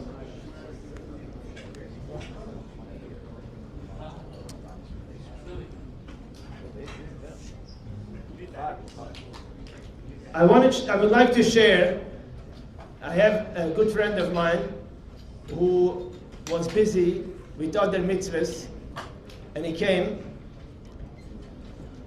Rabbi Stroh Goldman, who is part of the one of the heads of the Koilel here in Thornhill, who just came, and now he's stuck by chassidus Fabrengen. I don't know the last time he did this, but now he's stuck. He came the wrong time, okay? I can imagine. Now I have to make sure that it's not his last. So, Rabbi Sai, behemshech, in continuation to the Nakuda that we talked about at the end before, over there, up by the podium, would like to share a little word, a Nakuda, a shtickle point from a Maimer of the Rebbe, which illustrates and explains and brings out what was said before. Rabbi Sai, if you go home taking just this Nakuda, it was worth it. It's a Nakuda of the Rebbe's Maimer. Last couple of years I only picked up on it. I have to, confess. It's a Maimer that not only the Rebbe said it, but the Rebbe also edited the Maimer, and the Maimer came out, I think Toshin Nun at the time, but I never chapped this word till recently, and it's just so powerful, and Rabbi said it's worthwhile to hear. So let me give you a little background of this Maimer. 1927 was the story with the arrest of the previous Rebbe in communist Russia. Everybody knows that story and what was going on. Now we're dealing with Yud Tess Kislev. That's the story of Yud Beis Tammuz. The Frierdiker Rebbe was fighting the Russian Empire, and then Yud Beis Tammuz he was released. A year and a few months later, in Warsaw, was the Rebbe's chasana. Yud Dalet Kislev Tov Reish Peites was the Rebbe's chasana with the Rebbetzin Chaim Mushke. The Rebbe, who was, when the Frierdiker Rebbe was released, and as I said before, not rescued but released, when the Russian government had to let go and send the Frierdiker Rebbe out, they asked the Frierdiker Rebbe to give a list of his family and things. They had no choice. They were forced to give him with makovic godel, with honors. They had to give him everything he asked for and help him out. And in the list, the previous Rebbe included the Rebbe, our Rebbe, as one of the members. And next to each item and each person, the Rebbe had to write, the Frierdiker Rebbe, the previous Rebbe had to write, what's the relationship? So next to the Rebbe, he wrote Chassan. The Rebbe was a Chassan to the Rebbetzin. And they said, oh, it's not your family. You can find a Chassan over there in Poland. And the Frierdiker Rebbe said, no. This Chassan, there is no other Chassan in the world. This is the Chassan. Okay. The Rebbe came out, Yud Dalet Kislev, Tov Reish Peites, the Rebbe's chasana. That chasana, by the way, was a world-famous chasana. A lot of the Gedolei Yisrael, the Gedolei Torah, the Gedolei Lita were by the chasana. Chassidish Rebbes were by the chasana. When you looked at the Rebbe, you couldn't see anything. By the way, just as a side point, personally, for me, one of the most profound, unbelievable, craziest thing about the Rebbe is the level of how humbled, private, you watch it from the outside, it's just hard to believe a human being with even the whatever you would call misnagdim and chas v'chalila, I don't want to say enemies, but anybody, even anybody with the biggest opposition, everyone knew that this man is just another level of his brain like this. In Torah, in Nigle, Nister, in worldly, in everything. And he was walking on the street and he was minding his business and he was looking like the biggest painful thing for the Rebbe is that people had to see him and that people that he just wanted to be in his own hole in a hiding. There are stories, unbelievable stories of the Rebbe's simplicity, pashtas, and also one of the things that you look, the extreme, mamash extreme, in today's world of psychology, they have all words which I don't want to use. The Rebbe's extreme carefulness in saying a not good word, you can hear expressions in Fabrengen, the way the Rebbe uses. Like the Rebbe will say opposite of life when he will have to say the word death, or in extreme ways, like an old Bobby who is afraid of saying a not good word. It just unbelievable profound. And by the chasana, very few people knew who this man is. And for those Rebbes that the Friedrich Rebbe Dafke was pushing the Rebbe to talk to this Goyen and to this, and those people that spoke to the Rebbe, they were blown away. There is stories. There is also a whole write-up. I'm saying this just in a Pashat. By the way, there is the Mosaid Altois, who was given the job by the previous Rebbe to be the Chosen's Shomer. And this guy writes up a writing. He had no idea who this Chosen is, and what he watched the Rebbe, he just couldn't believe it. And he writes to the Friedrich Rebbe after the Chasana what he has seen by the Rebbe the day of the Chasana. But anyway, back to the Maimer. So comes the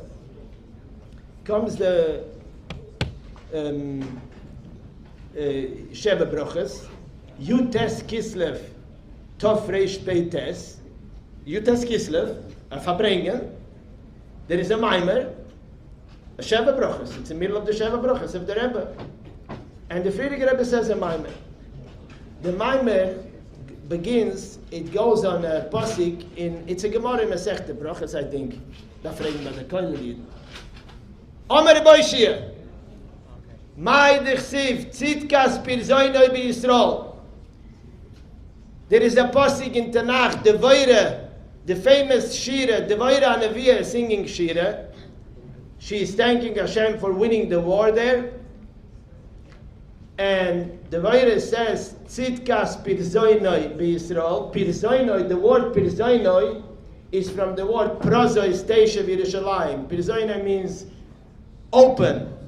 She was thanking Hashem that the Yidden are free and we can sit in open cities because we won the war.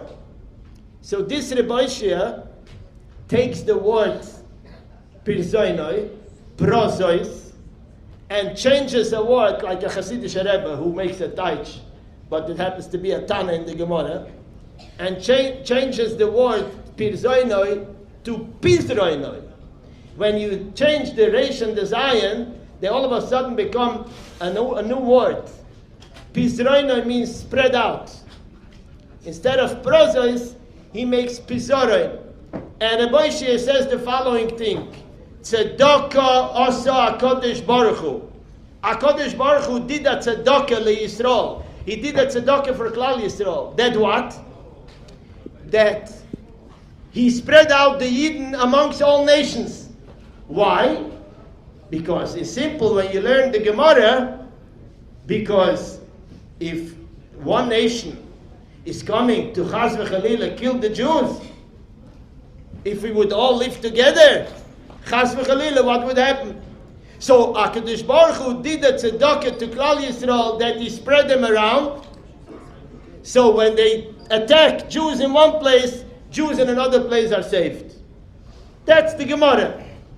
Comes the Friediger Rebbe, and the Friediger Rebbe explains, remember, the Friediger Rebbe is now sitting in, this is in Poland or in Warsaw, maybe it was back in Riga, it doesn't matter.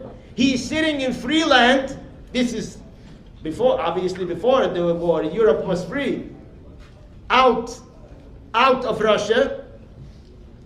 He is now sitting in free land, and he is talking about the tzedakah that HaKadosh Baruch Hu did, and says the following thing, that when we learn Torah here in freedom, we give koyach to those Yidden over there, to those Yidden in the countries where they cannot do. We give them koyach to overcome the difficulties and the challenges.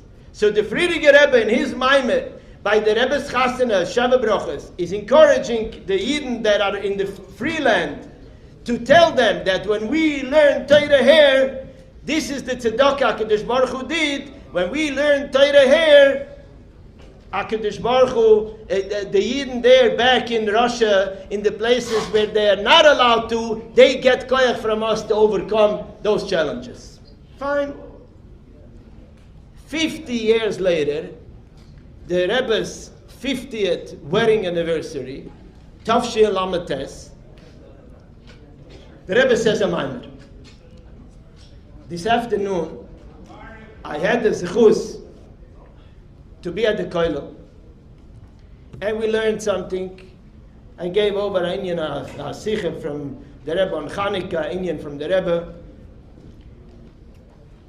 and a Yid is asking me at the end, irrelevant now exactly what the topic was, but his question was, but what does it mean to us today? And I jumped. I couldn't Fabrengen there, because in Koilel there is rules. Here there is no rules. You do whatever you want. Rabbi Spalter is in the boss. Whatever you want. And you do whatever you want. Bekitzer, so the Rebbe, by his 50th wedding anniversary, and here I have to make a pause on a most profound thing that I had as host myself. The Rebbe, in general, did not do a Fabrengen by his wedding anniversary. The Rebbe did twice. By the 25th anniversary, Tafshin-Yud Dalet, and the other time, Lamed Tes, by the 50th. Now, Tafshin-Yud Dalet was end of 25 years. Tafshin Lamed Tes was the end of 50 years. Now guess what? This is the most unbelievable thing. Tafshin Memches. The Rebbe all of a sudden decides he is now going to Yud Tess Kislev. He is now going to celebrate. By the way,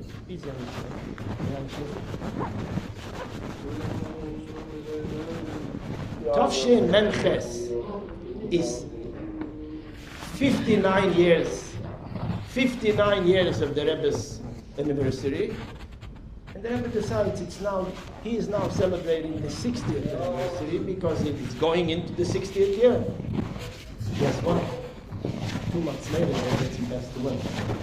Now, there was no sign of anything like that. You versteht, was ich erzähle? The Rebbe had gepravet Shnas HaShishim in the beginning of the 60th year, not the end of the 60th year, and the Rebbe gave out to Trace in Drusha Chasana that I also had the schus to get. It just stop. That just is stop aside, a totally side thing that's unnoticed. Anyway, but back to the 50th anniversary. The 50th anniversary, the Rebbe says this Maimer, he repeats the Maimer from the Friediger Rebbe about the tzedakah the Eibishter did of spreading the Yidden out. And the Rebbe is asking the same shayla that the Rebbe is asking. What does it mean to us today We live in freedom. We do whatever we want. How can we at this table have a meaning into this Gemara, into this tzedakah that HaKadosh Baruch Hu did?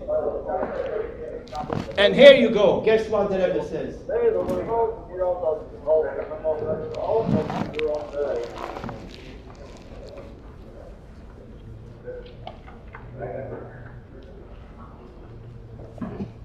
The Eibishter did for us at tzedakah.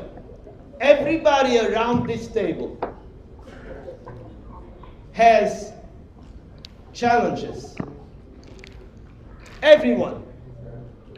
Anybody that doesn't should go see a doctor. Everyone has challenges in Gashmias, some. Everyone has challenges in Ruchnias. That's just the way it is. But guess what Hashem did? He did a tzedakah. That we all have different challenges, not the same. He spread out the challenges. He made it different for everyone. So therefore, the Rebbe goes in to discuss the great mitzvah of Yud to redeem someone from captivity. He says, in my mitzvah that I am good at, I can redeem my friend even though I'm in jail myself. I am captured by my Yetzer Hara. But I'm captured by my Yetzer Hara in one union. And someone else is captured in his Yetzer Hara in another union. The Eibishter did a tzedakah that he gave us different inyanim so we could help each other. L'chaim. Amash gestern ist gegeben.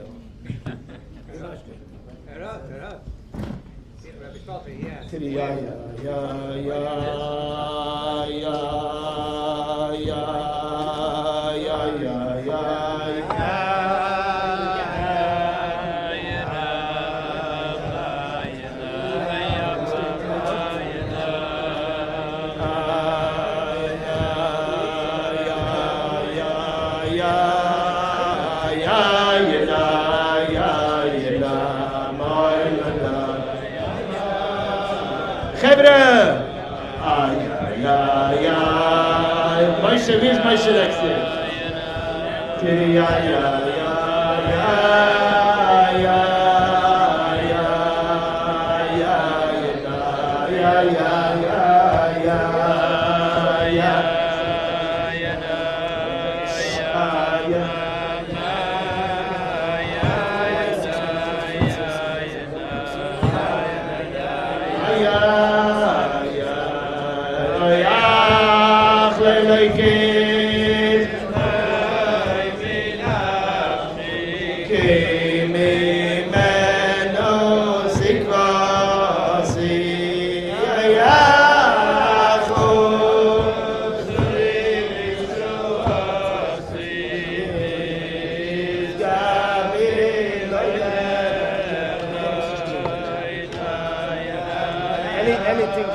Get the mask.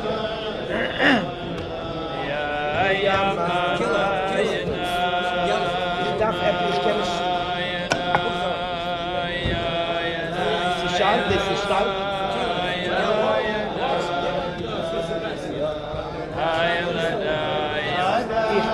Ich hab alles fein. Ich kann einer von den Stinken.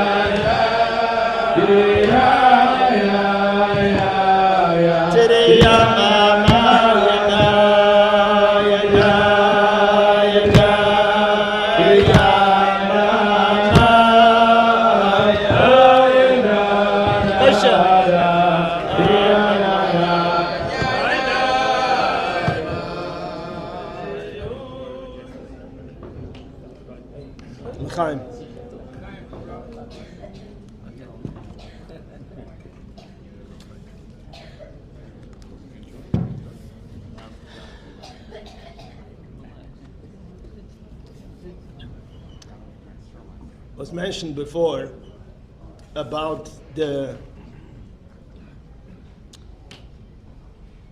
mission we were given.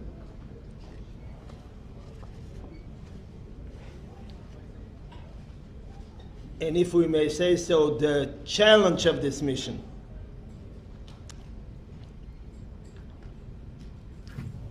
Interesting.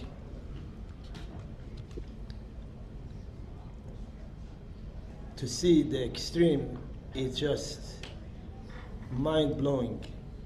Share with you an interesting thing. A couple weeks ago, we learned the parsha from Vayetze. So we learned there about the Malachim. Yeah, remember the Malachim? There's the ladder, the Malachim coming up and down. Malachei Elokim Oilim V'Yordim. Remember, who remembers the question that Rashi is asking? Huh? Yair, remember that child? Yo, Zog. Why first Oilim? The Malachim first come down, then they go back up. So Rashi gives an answer. What's Rashi's answer? That the Malachim from Eretz Yisrael who were with him till now went up, and the new Malachim came down. So the first group went up. Well, the Rebbe says this is not so simple. Because if that's the case, then you left Yaakov Avinu alone, right?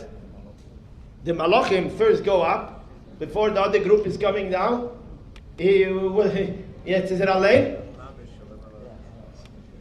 And the Rebbe says the following thing. And to hear the way the Rebbe says it, you can say a vot, but to hear the way the Rebbe says it, and the passion, the way the Rebbe says it, and when he also breaks down in tears, it poshet, it poshet. So listen to this. The Rebbe, actually the Rebbe says, it says in Svarim, an interesting expression. The Rebbe repeats, it says in Svarim. But then I heard the Svarim say it a little different, where the Rebbe did it. And the Rebbe says the following thing.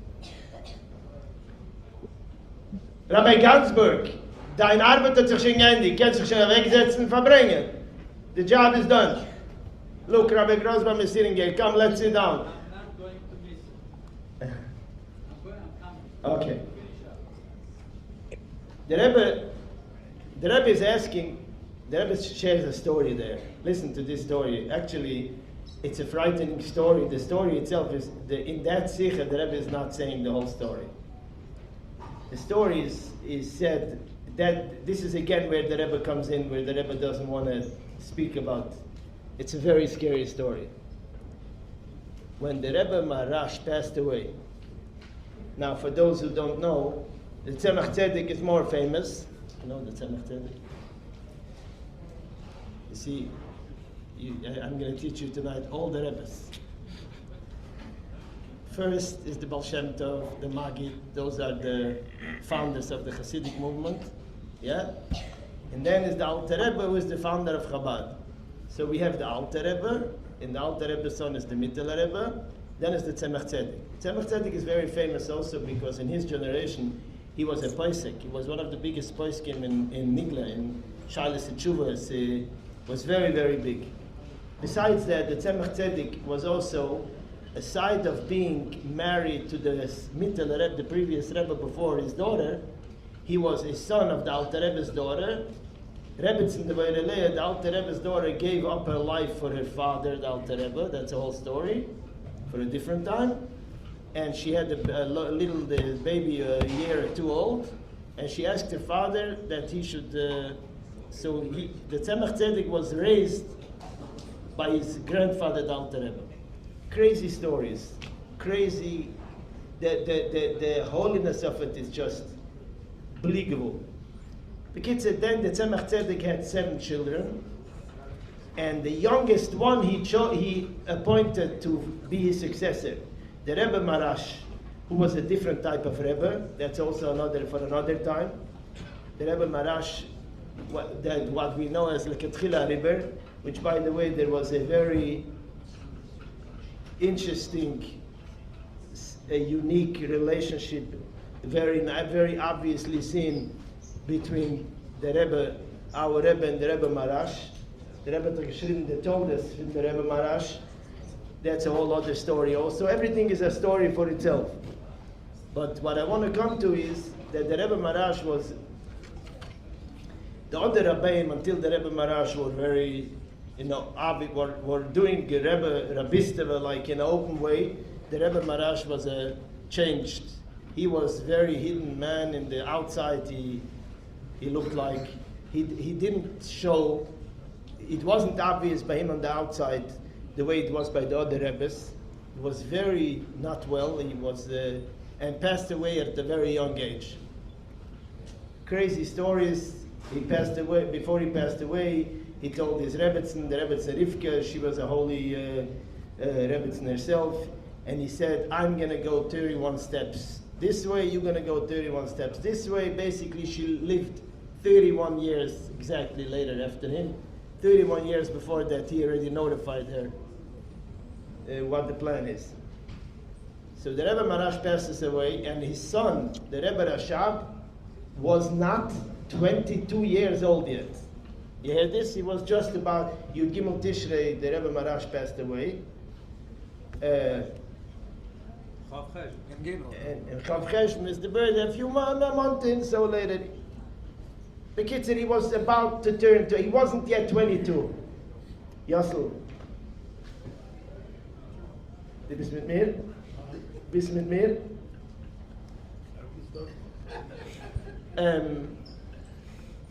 The kid said, the Tzemach Tzedek,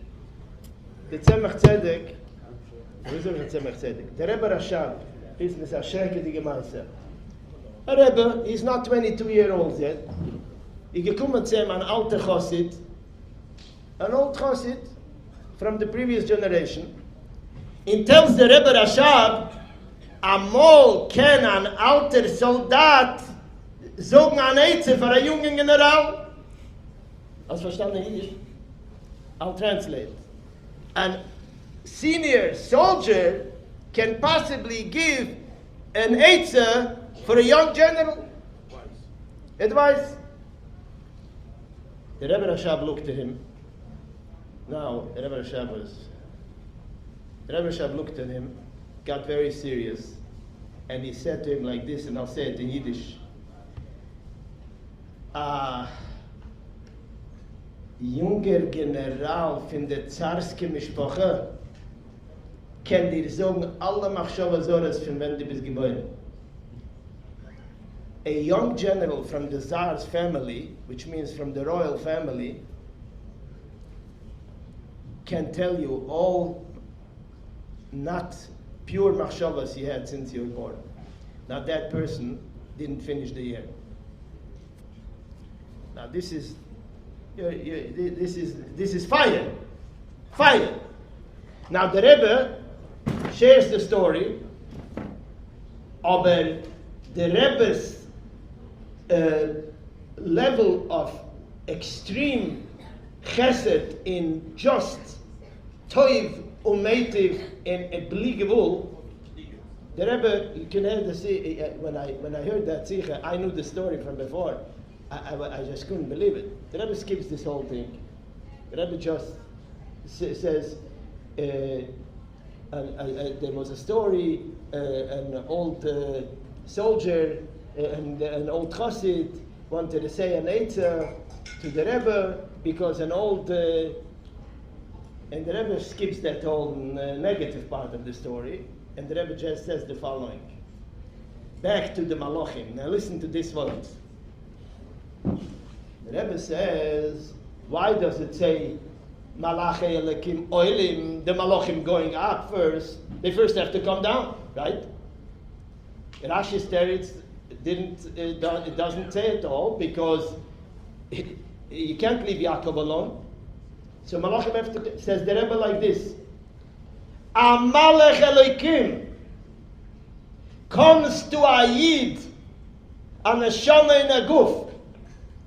Even when he sleeps, He sleeps. And the Rebbe spells out, when you sleep, it means that the head and the legs are equal, which means you are totally at low. But because a Yid is so powerful, the Malach is like an old soldier. But a Yid, even when he sleeps, is a young general. And a young general could one day grow up to be the head of the whole country. And therefore, every single Yid, no matter who he is, when a Malach comes to him, that's an aliyah for the Malach. And that's why it says Oilim. Do you know why it says the Malachim is Oilim? Yeah, he came down. That by him coming down to see a Yid, that's an aliyah. Mazel tov. Verstanden Denver? Here you go. Now, you know what's crazy about this? That at the same, before I repeated, one of the things that I'm very into is this guy tzaddik from Ontrio that made the Sicha Yomis. You know what Sicha Yomis is? Sicha Yomis, that's just a personal. I connect to Sicha Yomis better than to the videos, because not better to the Rebbe video pure, but the gem videos. Because I see in a video, there is so much. What I said before from the Baal Shem Tov, the you see so many things and you get distracted. You hear a Sicha, you tune in, but you listen and you hear, and you see one day of each other, after each other. In one day, the Rebbe speaks. Oh, Joine, du bist du? Ich sehe dir. Bis jetzt umgekommen. Bekitzer is one day you hear the Sicha Yomis and you hear the story that the Rebbe said with the Greek and Akasha. The Rebbe talks about what I said before. The Rebbe tells us that we should understand. I repeated this in Koilo the first time I came. I repeated a lot in Koilo. You wouldn't remember, but you should know today, this afternoon when I came in Koilo, there was a Yid that gave me a review of 2-3 times that I was there. He knew everything what I said. Ich habe sich von ganzen vergessen, von was ich geredet. One was a Sich on Tshuva, another one was a Sich on Purim, Kima v'Kiblu. So then, and there's also a Shavuos in here. So the Rebbe, listen to this. The Rebbe, there is an expression in a Fabrengen about the famous thing why we say al netilas lulav. Why not al netilas esrig? Esrig is from the Daled Minim, esrig is the most chashiv. And we make a brach on the lulav, not on the esrig. And a famous answer that the Rebbe is giving is because, the Daled Minim, lulav represents a Torah Yid. Hadassim represents a mitzvah Yid. Esrik represents somebody who is both, yeah? And Arab is somebody who is a Yid. Now, even though, here, listen to this, even though Esrik has both, right? But because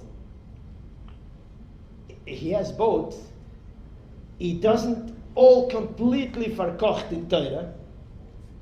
He's not completely only Torah. Therefore, what's wrong? In one, this is Simchas Beis Hashem Tov Shechov. I looked at it, I just couldn't believe what I'm reading. The Rebbe is saying that because mitzvahs you do with the Dover Gashmi, mitzvah means you take a Dover Gashmi, you take a klaf from a behema or anything. Yeah? It's inevitable that if you're involved in Gashmias, it will stick. It will stick. Gashmias sticks. A Yid was his kuloi Torah doesn't have this. And because of that, we make a bracha on the tilas lulav. Stam, I mean, you're talking about mitzvahs. You do a mitzvah, but because the mitzvah is connected with the davar gashmi, gashmi is megashem, a physical thing, a materialistic thing, even when you do a mitzvah. I read that thing, and I said, boy, could you imagine what a piece of chocolate does. But that tzirche from Greek and Akasha really killed me because I pushed it. I'm having a hard time. Ich will erst noch ein Stück Cake und ich esse es. Aber es kommt mir nicht getan. Der Rebbe hat mir herausgenommen, schön. Greek and Akasha. The Rebbe is explaining how a chassid in middle of a Fabrengen of Yud Tess Kislev, he is totally devoted and connected, aber if you eat Greek and Akasha, wirst du werden vergräbt. And I'm looking at these 2 days, the two sichas. One day the Rebbe speaks about a Yid. No matter how low he is, liegt, Roish veregel are equal. A malach kommt zu ihm. You know, there is a Kabbalah sponim also the Rebbe did for the first group that came, Tavshin Chof Aleph, in Tammuz. And the Rebbe brings the Loshen from the Alter Rebbe in the Geras HaKodesh in Tanya. Well, the Alter Rebbe says the following words. K'moi sheshemati miraboisai.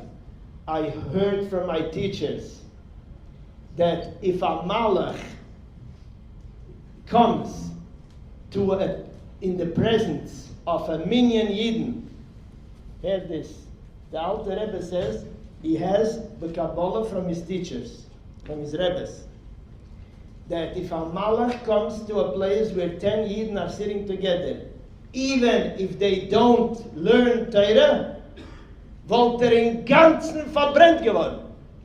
And the Rebbe is highlighting, legamri, the malach would become ois. How do you say this in English? Well, he would become ois.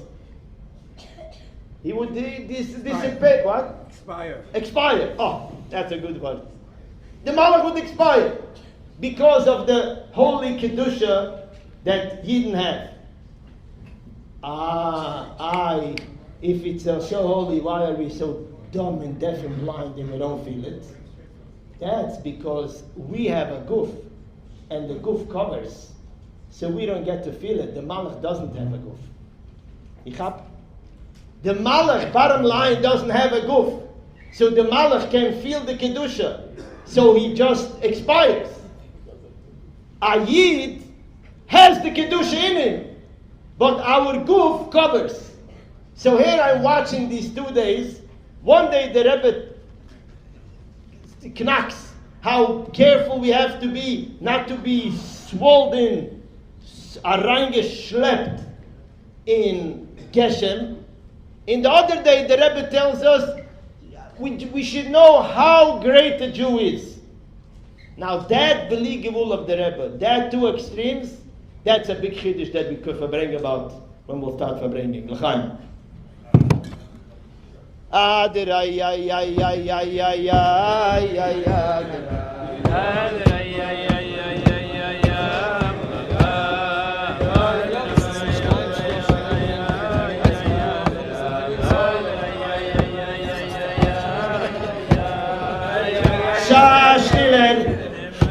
Rabbi Yisrael is asking me a question, and I want to answer it b'rabbin, because it could be somebody else has that kasha and didn't want to ask. So what was just said? The Alter Rebbe says that 10 people sit together without learning Torah, and that's how great the kedusha is. And you learn in Pirkei Avos, Shnaim sheyoshvim v'hem b'neihem divrei Torah, kili achlu mesivkei mesim. It's a terrible thing. Shloisha, Shnaim, doesn't matter. And the answer is, this is precisely the answer. You know what it says further in that Tanya? The point that the Alter Rebbe in that Tanya is saying is dafke this same message. What the Alter Rebbe is telling us is Tayere Yidelach, Herzechzi. You have so much kedusha in you. If you are not learning Torah, and if you are not doing mitzvah, says the Alter Rebbe to us, then you're taking this kedusha in to the ground. You know, as the Alter Rebbe says earlier in Perek Chof Dalet, it's like taking the face of the king and putting it in a toilet bowl. And it's not like, it's even more. Because a Yid is a chelik Elokai mimal. So these two things are not a contradiction. The kedusha of a Yid is ad beli dai.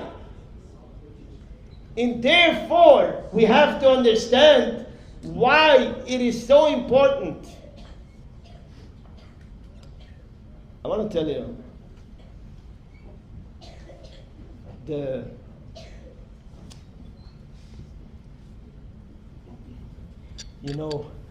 I was by Fabrengen.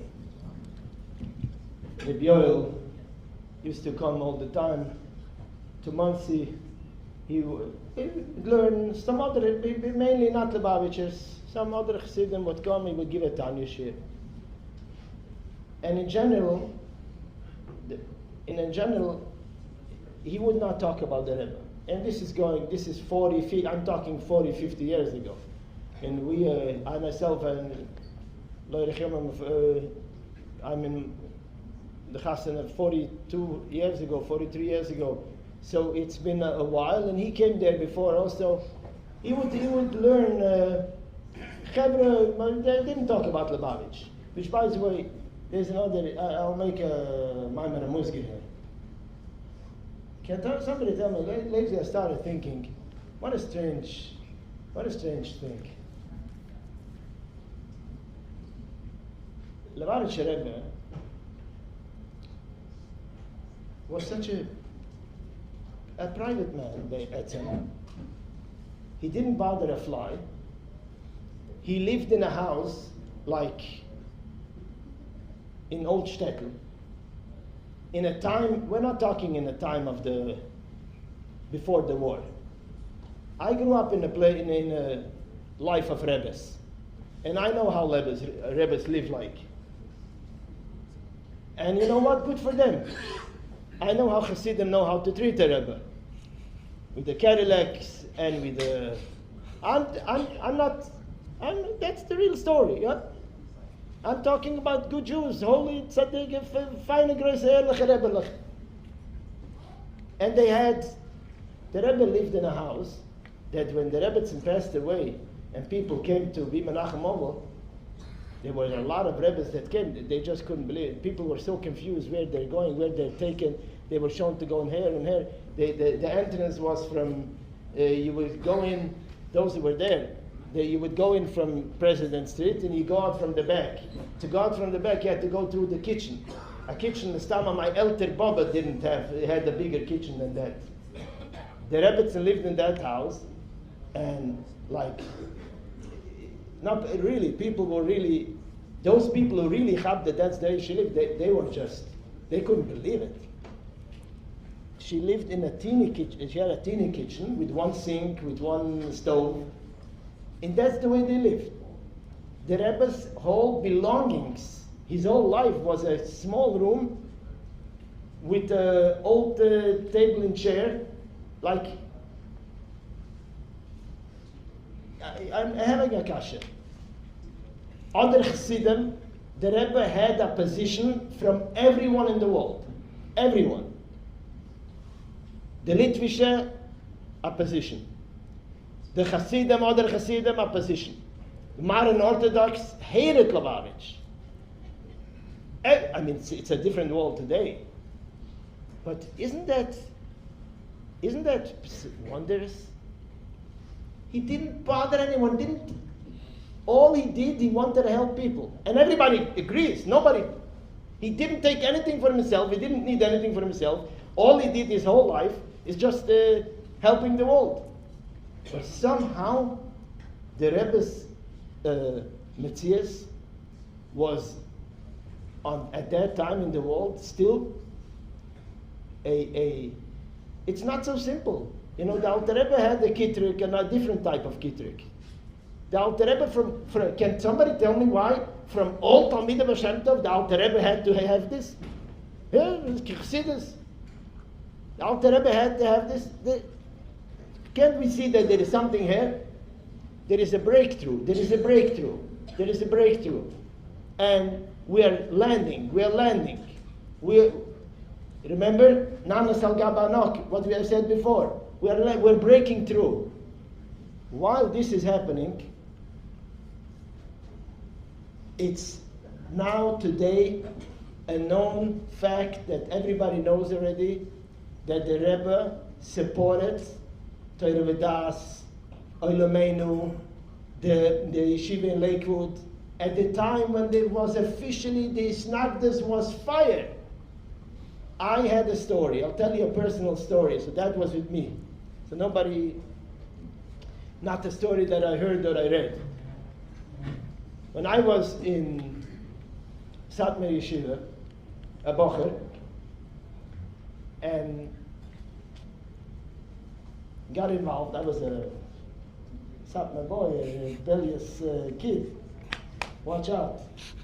Actually, I wasn't rebellious at all. The HaKadosh Baruch Hu, I should say, the Rebbe handpicked me out somehow. That's a whole other story. But I was a good boy.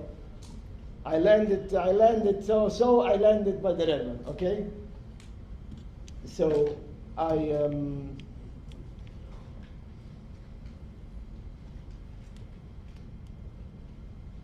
in yeshiva, I'm a bocher.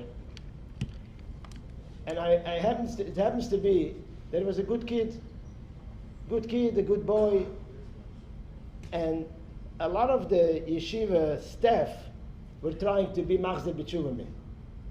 They knew that I got caught into this Lubavitchness, and they wanted to work on me. So one of the things in yeshiva was that it's an interesting thing, by the way.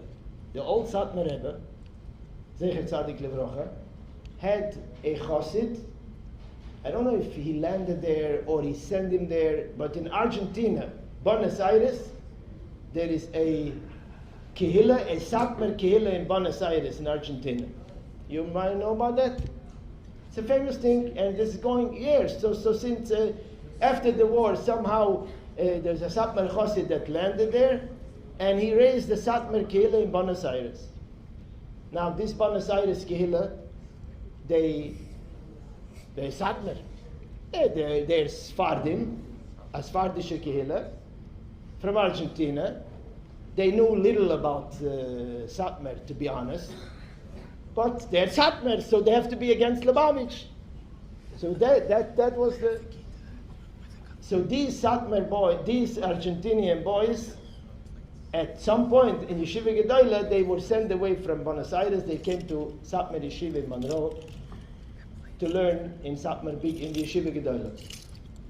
Now, these American Satmar boys didn't know how to eat this. Sfardim, Argentina, this is like... So they were totally outcasts. In Yeshiva Gedolah, wie kann ein ingerische Bocher mit der argentinischen boy? So b'derech mamele, I became friends with them. Because I was an outcast when I was already known that I'm involved with Chabad. And they were outcasts, so they were going a bisschen chaver. So they had a special Yid, a chassidus Yid that I'm a good friend with him until today. He was the mashgiach, I mean he's 10 years older than me. He was the mashgiach, he was a son of Rabbi Eckstein. Eckstein is the Rav in Argentina, the Satmar Chassid who was building the Kehillah. He was a son of Rabbi Eckstein. He is now in place of his father, obviously. This is going back a long time ago. And he was then, as a younger man, the mashgiach, the caretaker for the Argentinian boys. So, while my story made headline news, caught here, there, Amaisa. So all these mashgichim and mashpim, not on the Spain, they don't have such a word there. All these Magid Shir in the Rosh Yeshivas, everybody in their own way was trying to like talk to me. And this Rav Eckstein came also to me. He's coming to explain to me, Chabad, what? In the meantime, I don't know if he didn't realize what he's telling me or whatever. He wanted to sort of show off, I know what Chabad is. I know Chabad. You know, I'm in Argentina. And he says, I want to share with you a story. My father, one day, he just couldn't take it anymore. And he told Satmar Rebbe that he's leaving.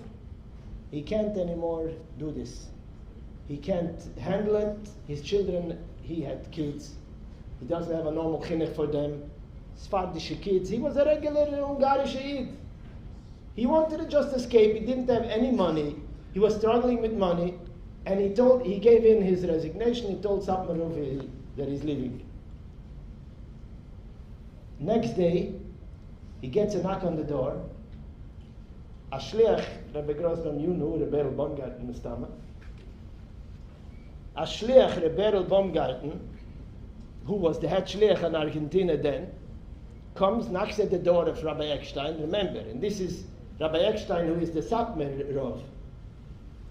Berel Baumgarten, who is the head shliach in Argentina, who is the head shliach? At that time was no such head shliach. The shliach in Argentina comes and knocks on the door and brings him money. He brings him money and says, the Lubavitch Rebbe sent me to give you money and ask that you should please stay. Now this is the enemies. You understand? These Bocherim, they were raised against Lubavitch. And I'm listening to the story and I'm watching, and what are you trying to tell me? He didn't have what he's doing here. He's telling me that Lubavitch Rebbe is sending, he wanted to show off who his father is. Lubavitch Rebbe to Moshe Geld. Okay? And so goes the story. That reminds me, by the way, of another thing that I always share. Two stories, two little episodes of the Rebbe, which are so opposite of each other, which is only the bli gevul of the Rebbe that that makes sense. And listen to these two episodes, and then you'll understand. Everything makes sense. Ich wollte dich schon fragen. Du kennst kein Heimnis. It's a free country. And after these two episodes, you go. You never went to sleep that late. The kid said, the Rebbe, listen to this story. One day, there was a Yid. His name was Rebbe Uriel Zimmer. Weißt du, kennt den Yid, ja? Du hast gekannt Uriel Zimmer? Du hast gewohnt in Russland, in Twisen. Was hast du gewiss? Jaskel, du bist gewohnt im Keller, bist du gewohnt damals. You can't remember. No. Uriel Zimmer was a Jew, was what? Kopf gefallen was? Wow. He was a Yid that spoke 15 languages. He was a very special man. He spoke 15 languages. He worked for the UN. Because of the languages that he had, he worked for the UN. He was a very starke Jew. He actually wrote the first Yiddish translation on Tanya. He translated Tanya in Yiddish. He had the shaykhs with all Rebbes in the 50s. With all Rebbes, he had a strong shaykhs with Satmar Rebbe. He was a very big asken, an activist. And he had shaykhs with all the Rebbes, and he was very close with the Rebbe also. And he came to the Rebbe one day, and he had chassidus many times with the Rebbe, and the Rebbe is asking him, recently I didn't see the Achoima coming out. Achoima is a magazine. Okay, Achoima is a magazine from Natura Carta. You know what Natura Carta is. So I don't even want to I don't even want to compare. When we say Natura Carta today, it's like, I don't even want to talk about this. But the Natura Carta at that time, they were taka emes ehrliche Yidden, extremists, but emes ehrliche Yidden that were fighting the Zionists in Yerushalayim, the Natura Carta. And they gave out, they were extremists, and they gave out a paper, a magazine, a publication called HaChoima. Yeah, HaChoima. So the Rebbe is asking, he looks at the Rebbe like as if, what? The Rebbe was familiar exactly what's happening with HaChoima. And the Rebbe clearly read the HaChoima. And the Rebbe is asking, why isn't it going out? He says they don't have any money, they just can't print, they don't have any money. Fine. The Rebbe continues the chassidus, and at the end of the discussion, the Rebbe takes out money and gives it to him and tells him, do me a favor, make sure it gets to them, I want the Chama to continue. And he says, oh, I can't take this anymore. He says, what? Lubavitch Rebbe, they wrote an article against you. So the Rebbe smiles. And the Rebbe smiles. And the Rebbe says to him, aber ob der Achoyme wird nicht herausgehen, wird der Hatzeufe schreiben, wo sie will. Hatzeufe was the Mizrahi, what? Mavdal. So the Rebbe wanted to keep a balance. If the lefties, or whatever you want to call it, will have their paper, you need to have another. Du verstehst the godless in the Meise? Wait. Now wait. The same time, together at the same time, I heard another story. I didn't know what. A story that the Shliach shares, a Shliach, innocently. And I'll tell you who, Mandy Longtal, dacht zich er aan Schluger. Wie heißt der? Der Kleine. Heller. No. Danov. Who left there? Danov is Schluger. Dacht zich, yeah, I think it was one of the Norwegian countries. He used to be there, no? The Zeiter, Herr. I heard it from a friend of his, in his name. So he's standing by.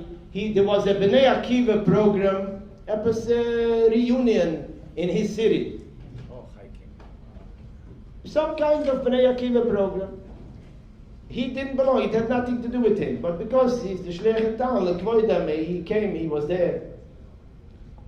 And the head of the Bnei Akiva movement speaks to the people, like to encourage them how to work with the youth. And he shares a story. This is in Sweden, nothing to do Lubavitch, no Lubavitch. There was not a Lubavitch event, there was no Lubavitch there. Benny, where did you walk out from?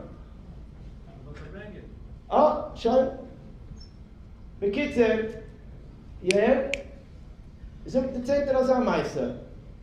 He sits there and he hears, he's as a side spectator, and he listens to a story. So this head of Bnei Akiva shares a story with the Chevra. He says like this: I was a young kid, I lived in Crown Heights, and I did, every Shabbos, I made a little Masibet Shabbos. I took together kids and I sang with them. One day, a guy comes over to me and says, Lubavitch Rebbe wants to talk to you. Are you this and this? You're making the Masibet Shabbos? Lubavitch Rebbe wants to talk to you. This is in the 50s. He didn't know who was Lubavitch Rebbe. He was himself, I guess, a teenager. Okay, but Mustama Lubavitch Rebbe calls him. He goes. He comes to the Rebbe, and the Rebbe is asking him, "Are you the Masibet Shabbos? Yeah. How many kids did you have this week?" He had 10. He says, "I'll give you money. I want you to have next week 100. So he shares the story to his crowd to understand the importance of supporting the youth. And I'm standing and saying, oh, wait a minute. I just heard the Maisa where the Rebbe pays money to Achayma, and here the Rebbe pays money for the guy in Bnei Akiva. Du verstehst, was dit so? This means emes. That's the difference between emes and shayn. That's emes. And to explain it, it goes together with a story in the Gemara. A story in the Gemara. A story in the Gemara. A very strange story. In Masechta Avodah Zarah, Daf Yud Tes. And I'll let you go after that because I can see you getting tired. And I also have tomorrow a full day. Listen to this. A story in the Gemara. Just this story is kedai to hear. It's just the strangest story ever. Tanu Rabbanan, the Rabbanan am gelernt. When Rabbi Yossi ben Kisma got ill. Rabbi Yossi ben Kisma is a Tana. He got ill. Came to him, Rab Chanina ben Teradian came to visit him. And Rab Chanina ben Teradian comes. This is in the time when Rome was ruling. And Rabbi Yossi ben Kisma tells Rab Chanina ben Teradian, I heard that you are gathering people to learn Torah. It's that, don't you know that the Romans, that HaKadosh Baruch Hu gave over the Yidden in the hand of the Romans? Don't you know that they destroyed the Beis HaMikdash? Don't you know that they killed many of the greatest giants in Am Yisrael? Don't you know that they forbid to gather people to learn Torah? Why are you doing this? Rabbi Yossi ben Kisma is saying. So he answers, Min HaShamayim Yerachmu. From Shemayim they will have Rachmanas. And Rabbi Yossi ben Kisma turns to him, I am talking to you sensible words. And you are answering me, Min HaShamayim Yerachmu. It's a strange Gemara. They will soon take you and wrap you in a Sefer Torah and burn you. Wait. If anybody remembers, Reb Chanina ben Teradian was one of the 10 Asora Ruga Malchus, the 10 martyrs. And actually, this is exactly what happened to him. We say it in the Kinas. Rabbi Yossi ben Kisma was trying to help avoid this. Okay, then Reb Chanina ben Teradian turns to Rabbi Yossi and asks him a funny question. Reb Chanina ben Teradian is asking Rabbi Yossi ben Kisma, Rabbi, tell me, Ma ani l'chaya olam habo?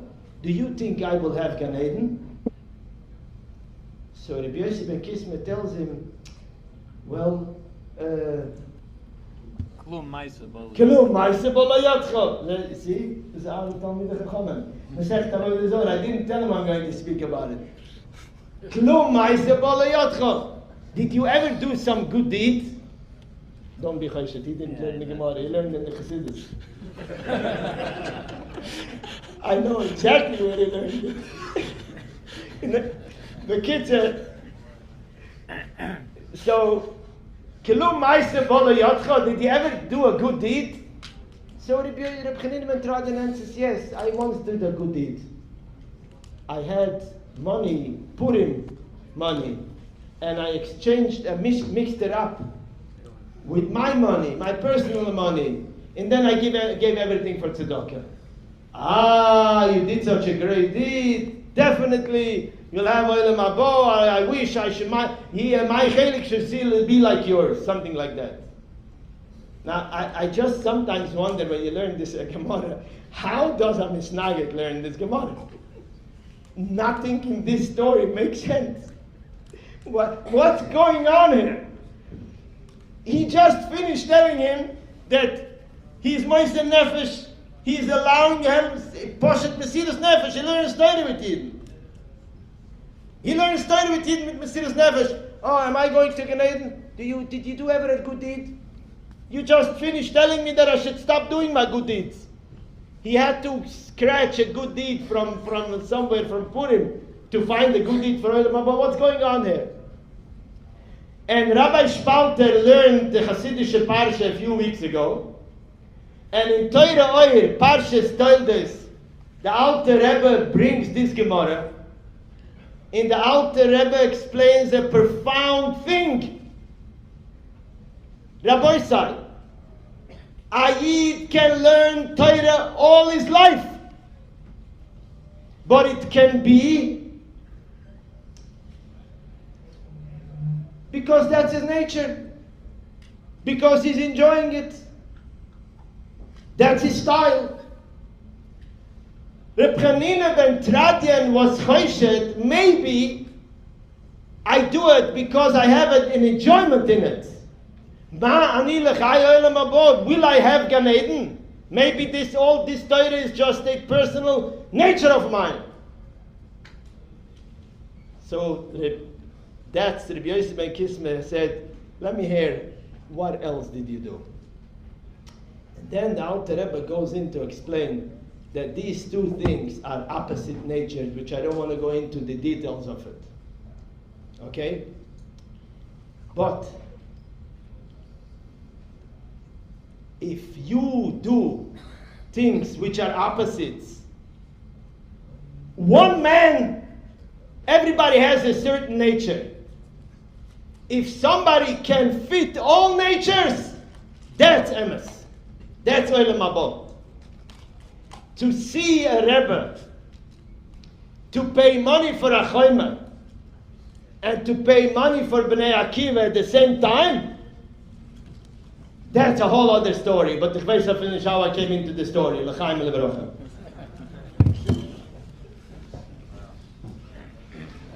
Sorry, Moshe can't sing in Chassidus in English.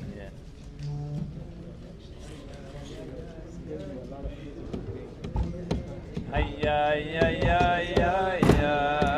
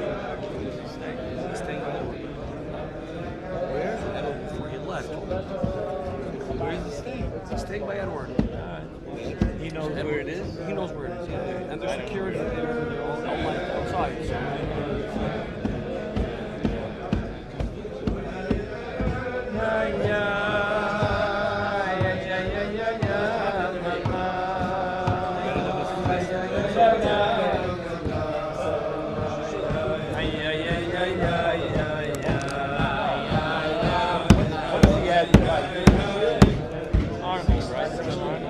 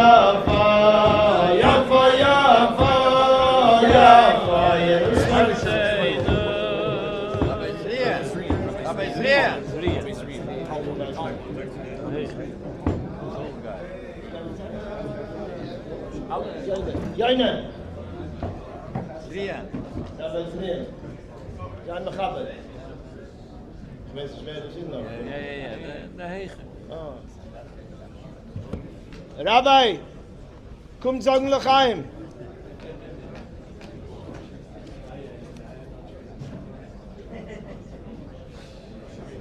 Lass setzen dem Rauf da. We just finished Fabrengen about some heilige Svartische Jiden.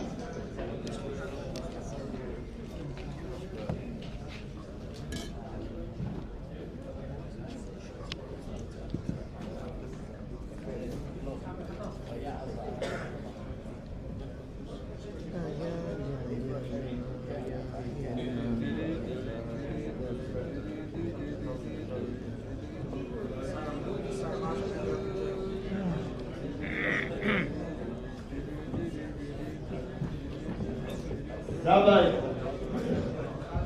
Shalom Aleichem.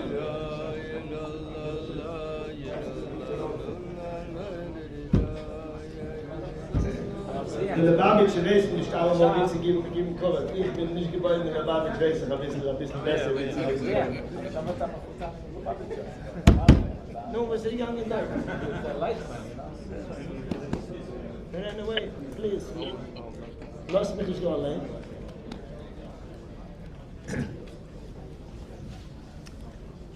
So if you just came, 12 o'clock? I came at 11 o'clock. Oh, you did? I had the stories from Lexier, from Argentina. Oh, yeah? From the Yud 2015. Oh, wow. I was here. So, Geher wow. alles. Oh, Geher. Okay, so I want to share with you, by the way, this is a personal thing. I love Fabrengen.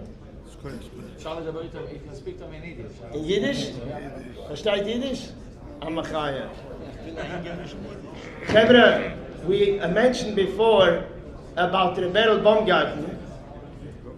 So I want to share with you a story. We talked about Argentina, forget about it already. Now the Rav Spartish Rav comes on, so now he was here before, I'm sorry. Mexico. Mexico? Yes, to Mexico. Wow. I was in Mexico twice. I'm not shlichus. Who you saw over there? I can't tell you who I saw, but ich bin nicht familiar mit der Stadt. It's a schwere Nummer. It's 3 words together, the name of the city. Yeah. Say it again? Playa del Carmen. Yeah, something like that. The kid said, the story. Chevra, anyone that didn't hear the story, I can tell you that this is the type of story that I usually don't like to share. You know why? Because Chassidim, it has to do with what I said early up there. You know, it's a known thing that Chassidim say stories about Rebbes. And those who are not really believers, they feel that these are made-up stories. So I have this weakness. I talk to someone, I want to talk about things that really will connect and he can able to accept. Nicht verkaufen. Even though if I know, unless the story is so clear, as I feel that the goy asher bekirbucho can as makabel sein. You know, we talked about goy asher bekirbucho before. By the way, chas v'chelila, we should go home now and not remember about the goy asher bekirbucho. We need to talk about we talked about it before, about the neshama. Were you here when we talked about that? Okay. So here's a story who you can push it verify because it's on tape also. Rebbe Baumgarten, who was a chassid, like on a different level. A real chassid and makusher to the Rebbe. I don't know if this was already when he was already in Argentina or it wasn't yet, but the Rebbe sent him on a shlichus to South America. The Rebbe wanted him to go to South America to do something, a certain mission. But guess what? This happened 1956 or 57. The Rebbe sends him, die weiß der Maße, Yossi? Die weiß noch nicht. Okay, der muss her. Ja. The Rebbe sends him on a shlichus, and part of the shlichus was, part of the shlichus was that Yud Tess Kislev, he was supposed to be away in South America for this mission. Now, for anybody that could understand in the 50s what Yud Tess Kislev means, we are sitting here, perhaps celebrating Yud Tess Kislev, then we celebrate Yud Tess Kislev. For those Chassidim that were alive at that time, Yud Tess Kislev was their life. This is the year fresh after the war. This is Yud Tess Kislev was the day they were all saved. The Friedrich Rebbe was fighting the Russian Empire. He was in jail. They sentenced him. They gave him a death sentence, and then he was freed from prison and he went out of Russia. Yud Tess Kislev was there, Yom Tov. The Rebbe tells him to go on a mission, and he has to be away Yud Tess Kislev. So he didn't want to, but the Rebbe sent him on a mission. So he asked the Rebbe a bakosha. He's going to go on the mission, but the Rebbe zal him zinum. The Rebbe should have him in mind. Yud Tess Kislev. And the Rebbe said, "Don't worry, we'll have you in mind." Rebbe Baumgarten gates on his mission. Part of the mission was like we have. I don't know if Toronto they have it, but I already experienced it there. Therefore, the story made sense to me because I myself was already in a car on a boat. I don't know if it works in Toronto, but in New York there is a ferry, and I think they stopped it now. That I went in with my car on the ferry. It was as a outing that we did. With the car onto the ferry. And this guy was also, his car went onto the ferry, and he was, Rebel Baumgarten was he was on the boat, and was Poshet Yud Tess Kislev, and there was a bunch of chaleris on the boat. Goyim, and he couldn't stand it, and he couldn't, Yud Tess Kislev, and he just couldn't stand it to be amongst these goyim. So he decided to go down to his car and sit by himself in his car. He goes into his car, and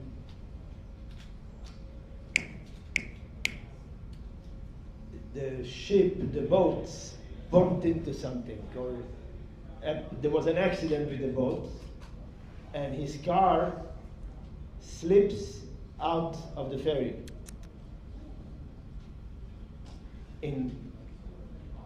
Sinks slowly, goes into the water.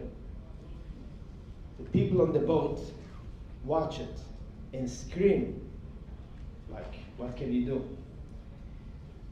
Berel Baumgarten sees the Malach HaMoves in front of his eyes, and he is getting ready to say Vidui. And in the middle he remembers it's Yud Tess Kislev. Yud Tess Kislev, we don't say Tachnun.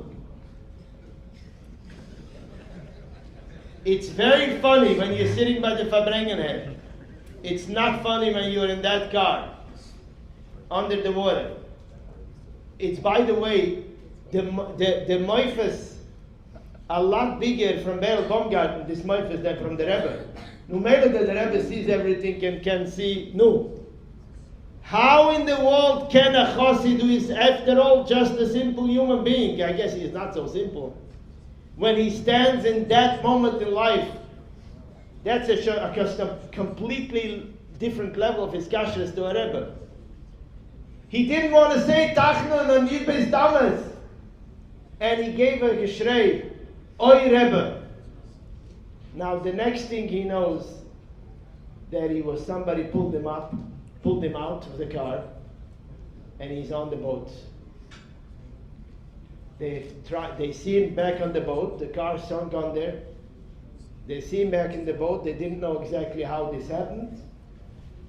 And they revived him, they helped him. He survived. Thousands of miles away at that same time, and you could go to the Shafa, find the Teres Menachem, maybe they printed it, you could hear it on tape. Lubavitch Rebbe in Brooklyn, this is in South America, Lubavitch Rebbe in Brooklyn, in middle of a Yud Tess Kislev Fabrengen. The Rebbe says, Baumgarten is there. Berel Baumgarten has a brother, who was the best? Mendel. Soll suchen L'chaim. The Rebbe tells his brother, who is in 770, in the middle of Fabrengen, to say L'chaim. I don't remember he says Zug L'chaim van brother, just to say L'chaim. Baumgarten Bechlal didn't know what the Rebbe wants from him out of nowhere. Okay? I heard it from the Baumgarten family. He was sitting there like he didn't know what, all of a sudden the Rebbe tells him to say L'chaim. When Rabbi Baumgarten Berel came back to 770, he went into the Rebbe B'Yechidus. The first thing the Rebbe said to him, "Nu hab ich dir in Sinn gehad? Did I have you in mind?" Before he said anything, did I have you in mind? This is a story that I heard firsthand from family Baumgarten, and I followed it up with the tape listening to this. L'chaim L'brocha.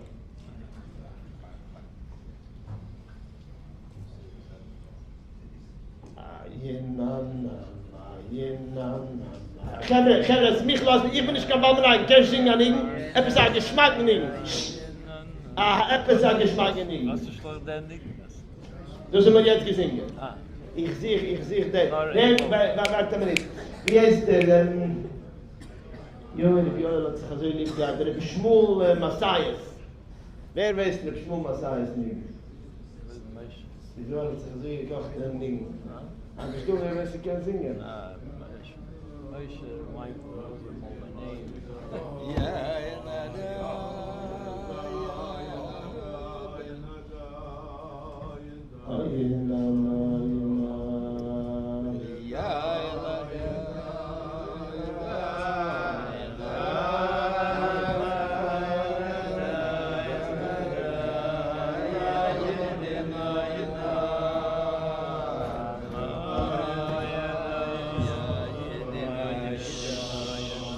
Der Oilem kennt es oder nicht?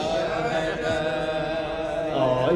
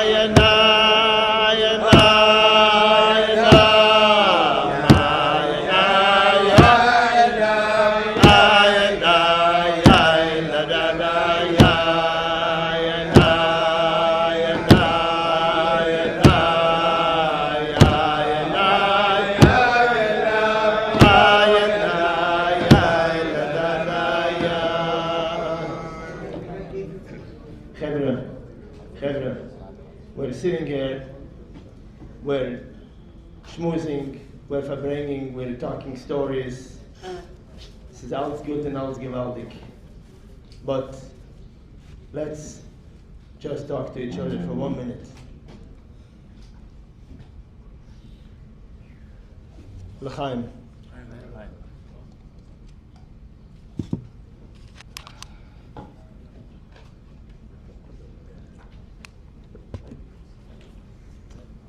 You know,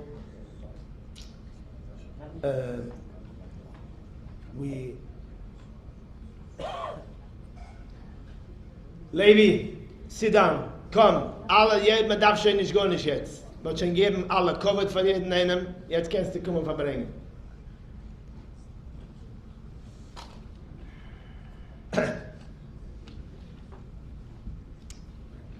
The Rebbe writes, the Rebbe explains in a Maimer,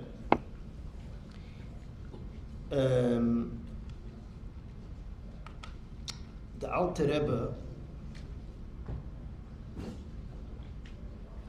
it's a known thing, everybody knows, and it's part of a big story, but nobody knows, people don't know what they're saying, what they're talking about. It's part of a known story that the Baal Shem Tov, before the Alte Rebbe was born, that he told the Chai Elul, he told the Talmidim that a new neshama is coming down, a neshama chadosha, a neshama that was never here in the world. Yeah, but you know about this. There's such a thing that most of neshamas, listen to this, if you just pick up on this tonight, it was worth it. There is all of us here, not most of us, all of us here as Gilgulim, they call it in English recycled. Neshamas that were here already once and came down to the world again. Whatever to be mesaken things that the neshama still needed to be mesaken. There is such a thing once in a face. The expression that Moshe used then was once in 1,000 years or whatever. A new neshama, so people understand. So people understand that what means a new neshama chadasha, the Alter Rebbe neshama chadasha that was never in the world. I hope that there is some in the light there that understand that's way not what it means. The Rebbe explains that neshama chadasha means all neshamas were nichlal in Adam Arishon. Adam Arishon, you know what Adam Arishon means? All neshamas were nichlal in Adam Arishon. Adam Arishon was created, and he's called all neshamas. A neshama chadasha is a neshama that was not nichlal in Adam Arishon, which means it's a neshama that was not part of the Chet Eitz Hadas. That's what it really means. That means a neshama chadasha. You understand? We're not talking here. You're talking Adam Arishon. We're going back 6,000 years, close to 6,000 years. And the Rebbe says that the Alter Rebbe's neshama was a neshama chadasha. Now,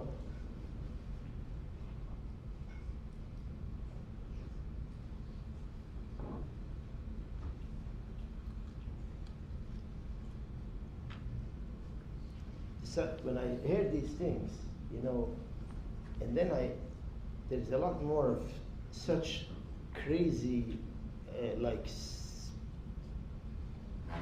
they call it in the grubber language, freaky things that you hear. Like wild things that you realize. For example, this whole, the shaykhs with the Rebbe and the Alter Rebbe, and this whole, there is a building here and I'm thinking, you know what it means to just have the ability to have some kind of shaykhs with this? Can you imagine? Now, what is it? Let's take a minute and understand what really happened, because in Fabrengen we were talking, you need to have a little bit, when it's already, a bisschen the head becomes a little bit more clear after midnight.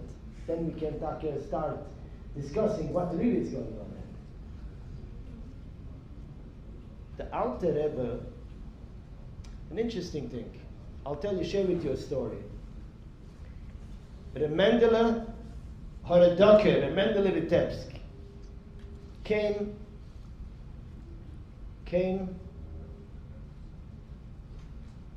after the Maggid passed away. Remendele Vitebsk was from the oldest Talmidim, and he was there was a while when the Alter Rebbe considered him his Rebbe. Right after the Petir of the Maggid was the Alter Rebbe's Rebbe. Right after that, the Alter Rebbe considered the Maggid, the Remendele Vitebsk for his Rebbe. Remendele Vitebsk then decided that he's going up to Eretz Yisrael. I don't know how many of you know that there is a whole community in Tavaria where Remendele Vitebsk settled. The Alter Rebbe, the full Igros HaKodesh is full with raising money. The Alter Rebbe was supporting, but I'm not sure if you know that originally the Alter Rebbe was going to go with him. And they came to the Heilige Toldos. You know who the Toldos, Yankov Yosef? Toldos was from the first Talmidim of the Baal Shem Tov. He was older than the Baal Shem Tov. He came to say goodbye to the Baal Shem Tov. No, I'm sorry. The Remendele Vitebsk came to say goodbye to the Toldos, to part from him. Sich gesegnen. And together with the Alter Rebbe, who was a younger man. The Alter Rebbe was young. He comes into the Toldos. Toldos was a senior man. Toldos was a very strict, holy tzaddik. And the Toldos is asking the Remendele, do you remember that the Baal Shem Tov, by one of the Sudas, said that you were going to go to Eretz Yisrael? Do you remember that? So the Remendele says yes. No, wait, that's why I'm here now. I'm going to Eretz Yisrael. Do you remember that he said that you will go along with you a avrech, a young man who will shine from one end of the world, Mesoifa Olam Batzeifa? The Remendele takes the Alter Rebbe's hands and says to the Toldos, he is here with me. The Toldos had long eyebrows. He picked her up. He picked up his head and he looks at him and he says, "Das ist es." The Alter Rebbe shares that story with the Mittler Rebbe. And the Alter Rebbe says, the Mittler Rebbe, when the Toldos hat geguckt auf mir, hat mir zitreißelt. The Alter Rebbe says that he was trembling from the... But in the end, they said that the Alter Rebbe has to stay, and the Alter Rebbe was appointed to be in charge of the region in Lithuania, the whole region of Lithuania. The Alter Rebbe was in charge, and he needed to stay. But one thing was clear. The Maggid had Talmidim, Go'onim and Kedoshim, older Talmidim that were older from him. Go'onim Miflogim. The Alter Rebbe was from the youngest in the Chavraya. In the Maggid chose him. We know that the famous thing that the Alter Rebbe, the Maggid told him, Unsere Lula. The Leib Yitzchak Baditchever writes in his letter the hava, the love that the Maggid had for the Alter Rebbe. But one of the things which is relevant to what I want to bring out is that the Alter Rebbe,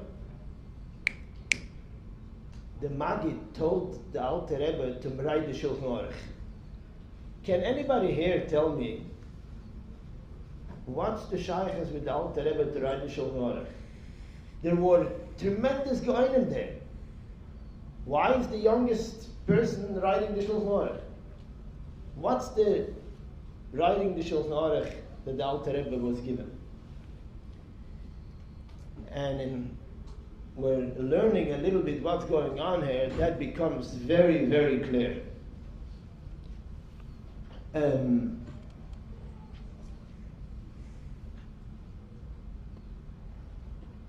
sure most of you, some of you learned what it means. It says by Pora Aduma, Rotzei v'shoif. Zoi schukas ha-Torah. You know the mitzvah of Pora Aduma? Pora Aduma says, Zoi schukas ha-Torah. This is the rule of Torah. And the Maggid, the Alter Rebbe, look at the Torah, and all Sforim ask, what does it mean, Zoi schukas ha-Torah? This is the whole Torah? Zoi schukas ha-Porah. Why is Zoi schukas ha-Torah?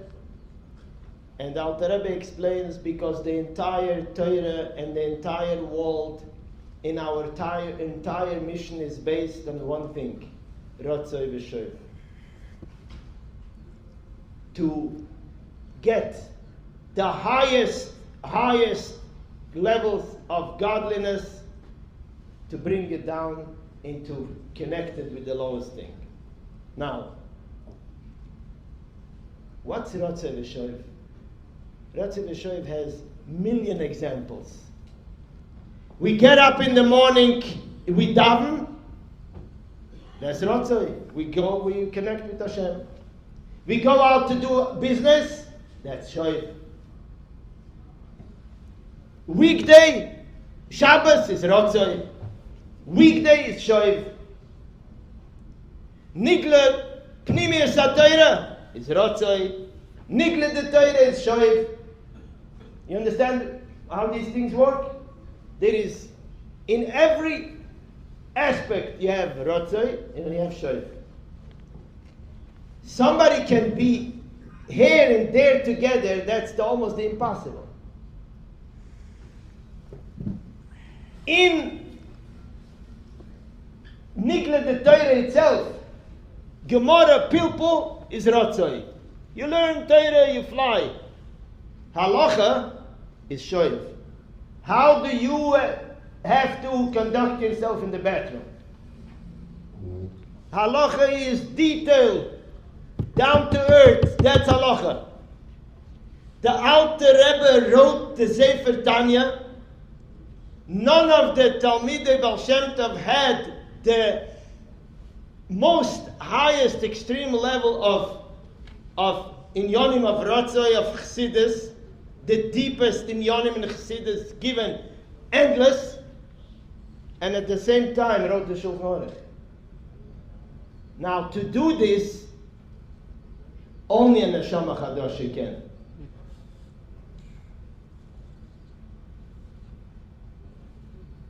Now, that the point though is that the Alter Rebbe started it. The Alter Rebbe was in jail to start and break through this. But you know who actually did it? And this is the entire world that we are in, what the Rebbe did. All these mices that I said before ends off in this discussion. You learn a mimer, every single mimer you learn, the Rebbe talks about Madrege's Bligewul, and then comes towards the end of the mimer and says, and all of us are shaykh to it. You don't see this in the Alter Rebbe's. Yes, there is big things, there is big Madreges, but to take us and to tell us that in the matzah we are in, we have shaykhs to the highest madreges. This is the ultimate Rotzei v'shoif. This is what we live. And this is what we have to appreciate. Chevra, I want to tell you something. I live in Monsey. I connect with lots of people. I enjoy, by the way, going to different shuls all the time. I watch Yidden and I'm blown away. Anybody, by the way, that's just a side discussion. You know, people like to say, oh, the world is going under, the world is like, she's just so good.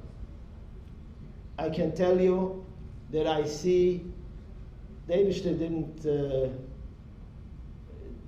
go bankruptcy, in no shape or form. You go to shuls, you see people learning Torah, you see people davening, doing mitzvahs. I see other chassidim, I see Litvish people, modern people. I'm blown away by it. And I'm thinking to myself, it's just, I'm ashamed of myself. Because these people are clueless in any of what's really behind the scenes. Like I said before, the midget in top of the giant, they're doing it, knowing that they are the midget in top of the giant. We're just following and we're trying to hold on. We know that it's all about us, and it's all, we are surrounded and we have this. We should treasure it. We should look different. We should give it to another Jew. I started saying before with Rabbi Yoel coming a month and I went off some right turn I made. So he came to Monsey and he was giving the shir there. And these chassidim were trying to tell them, yeah, you go, like, put tefillin on people, you go to Manhattan, you put on tefillin. What,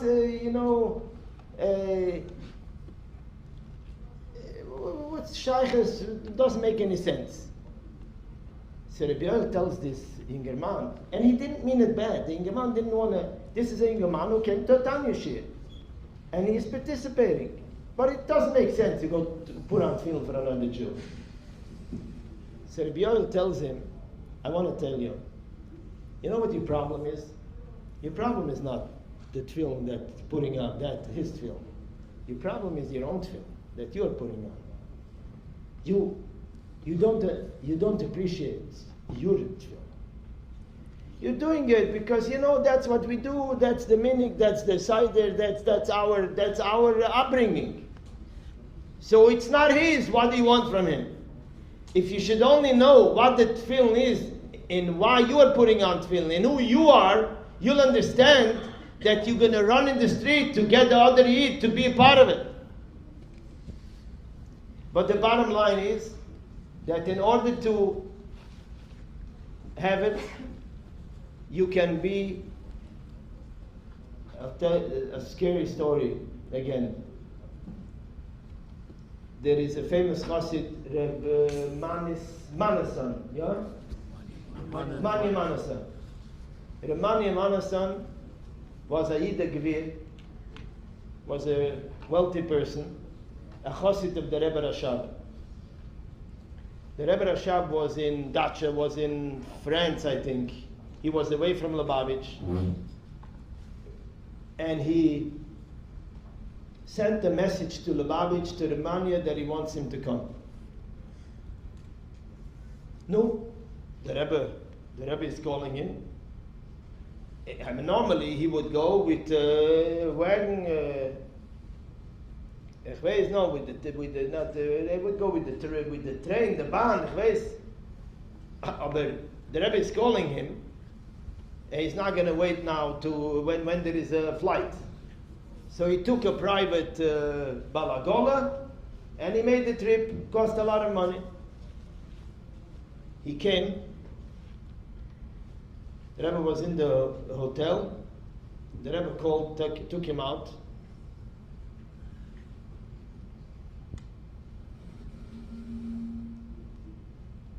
The Rebbe tells him,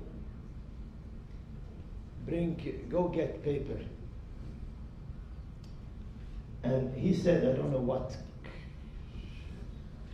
why, Musazami, Narishkeit, but he said, in the hotel to get it would cost a lot of money. He says he'll go over across the street. He could get in the store there.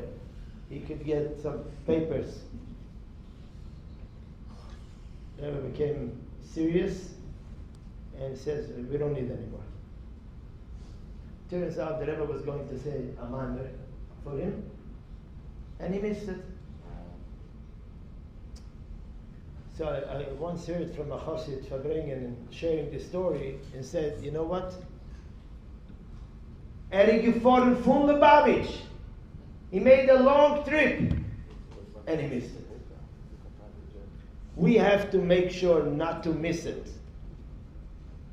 The fact that we were born or we got to the king's palace, that was given from Shmiely.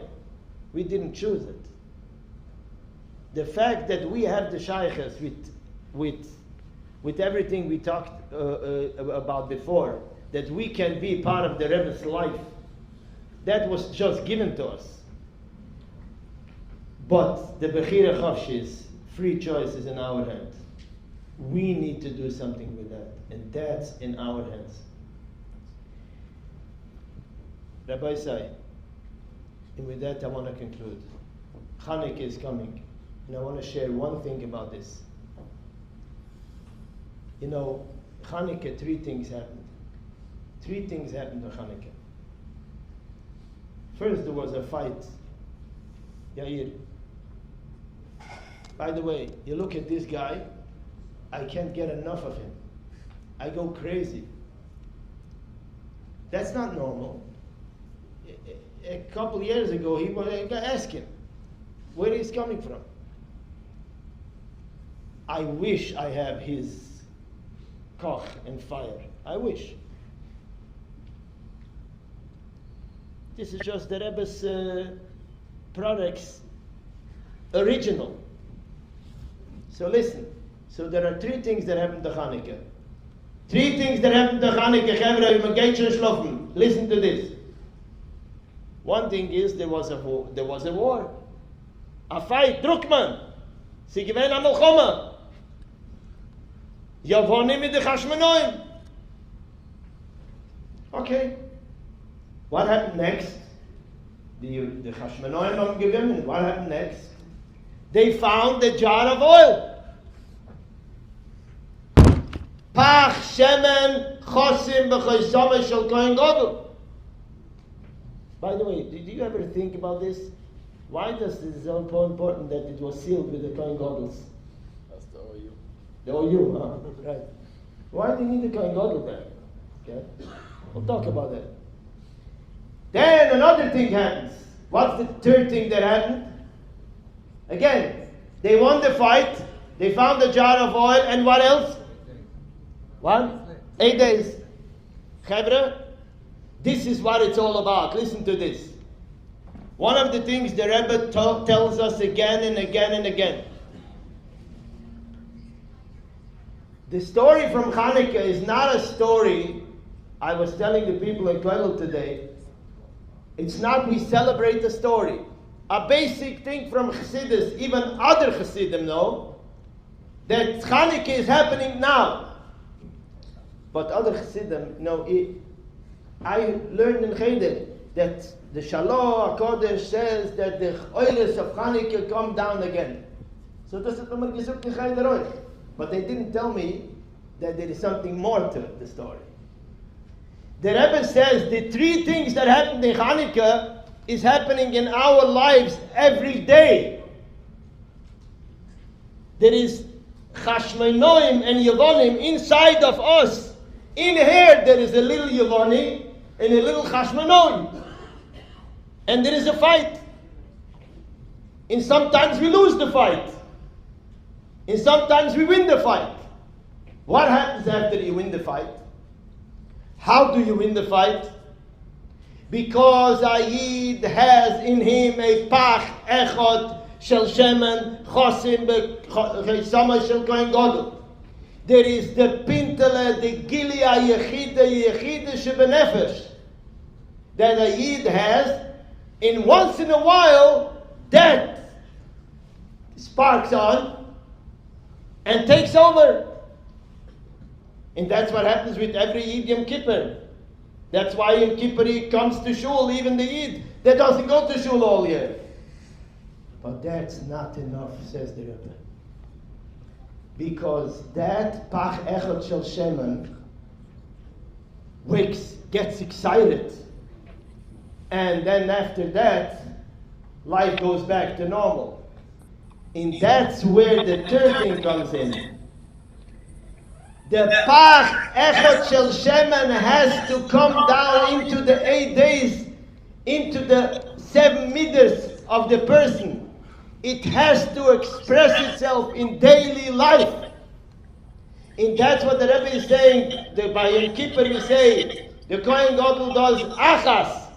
Achas v'achas. Achas to shtayim. Achas is the achas, the Kohen Gadol, the Tintel Yid, the Nekudas HaYahadas, the Yechidish B'nefesh from a Yid. But the Kavanah is to bring achas ve'achas, achas v'shtayim, achas v'sholosh. We have to bring it down. We, all the Lubavitchers, are very good and lucky that the Rebbe, every now and then we get this excitement. We are told about the Yechidish B'nefesh, and we are reminded again about the Yechidish B'nefesh. And it's exciting. It has to express itself in a way that we can be his soldiers and do the avodah b'poel mamash ourselves and bring others. And that will not happen without learning chassidus properly. It cannot happen.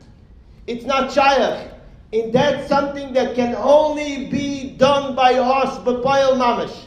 And that's our job, and that's our work. And that's how we will succeed.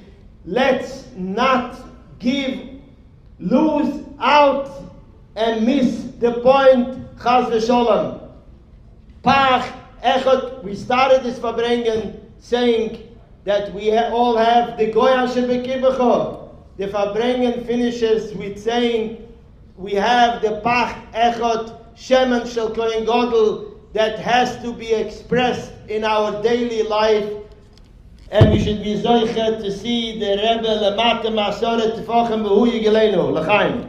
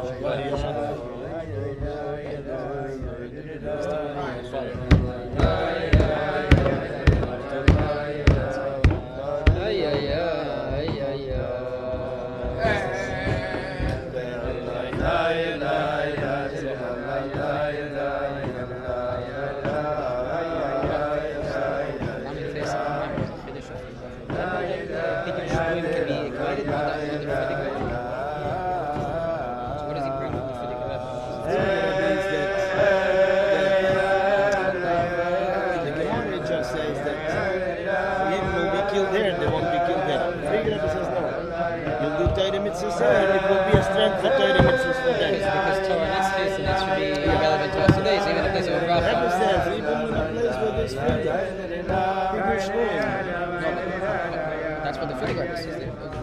Kiddush win, just the Kiddush of the Rebbe. Because the Rebbe starts with bringing what the filigree says on the Kiddush in the Rebbe is that it's Nogea even in a place of freedom, that everybody has different challenges and therefore can help each other. And it's also berufnis. Like the Chevy is not, like the Chevy is berufnis.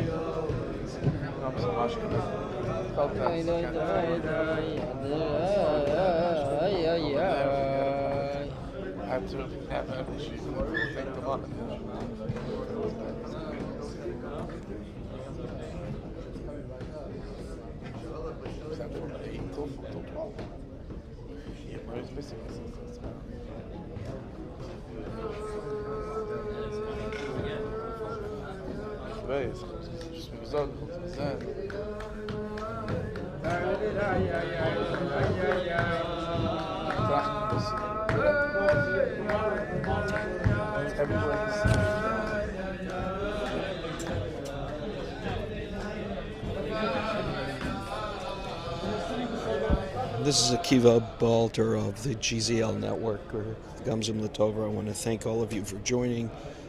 Beautiful Fabrengen here in Toronto at the Chabad of Southern Ontario. On behalf of Chabad of Southern Ontario, wish you a good yontiv, hatzlacha, b'darchei chassidus, u'b'limud chassidus. We should hear Korv Mamish, the news of Mashiach. We're going to cut the telecast in 2 minutes. Thank you.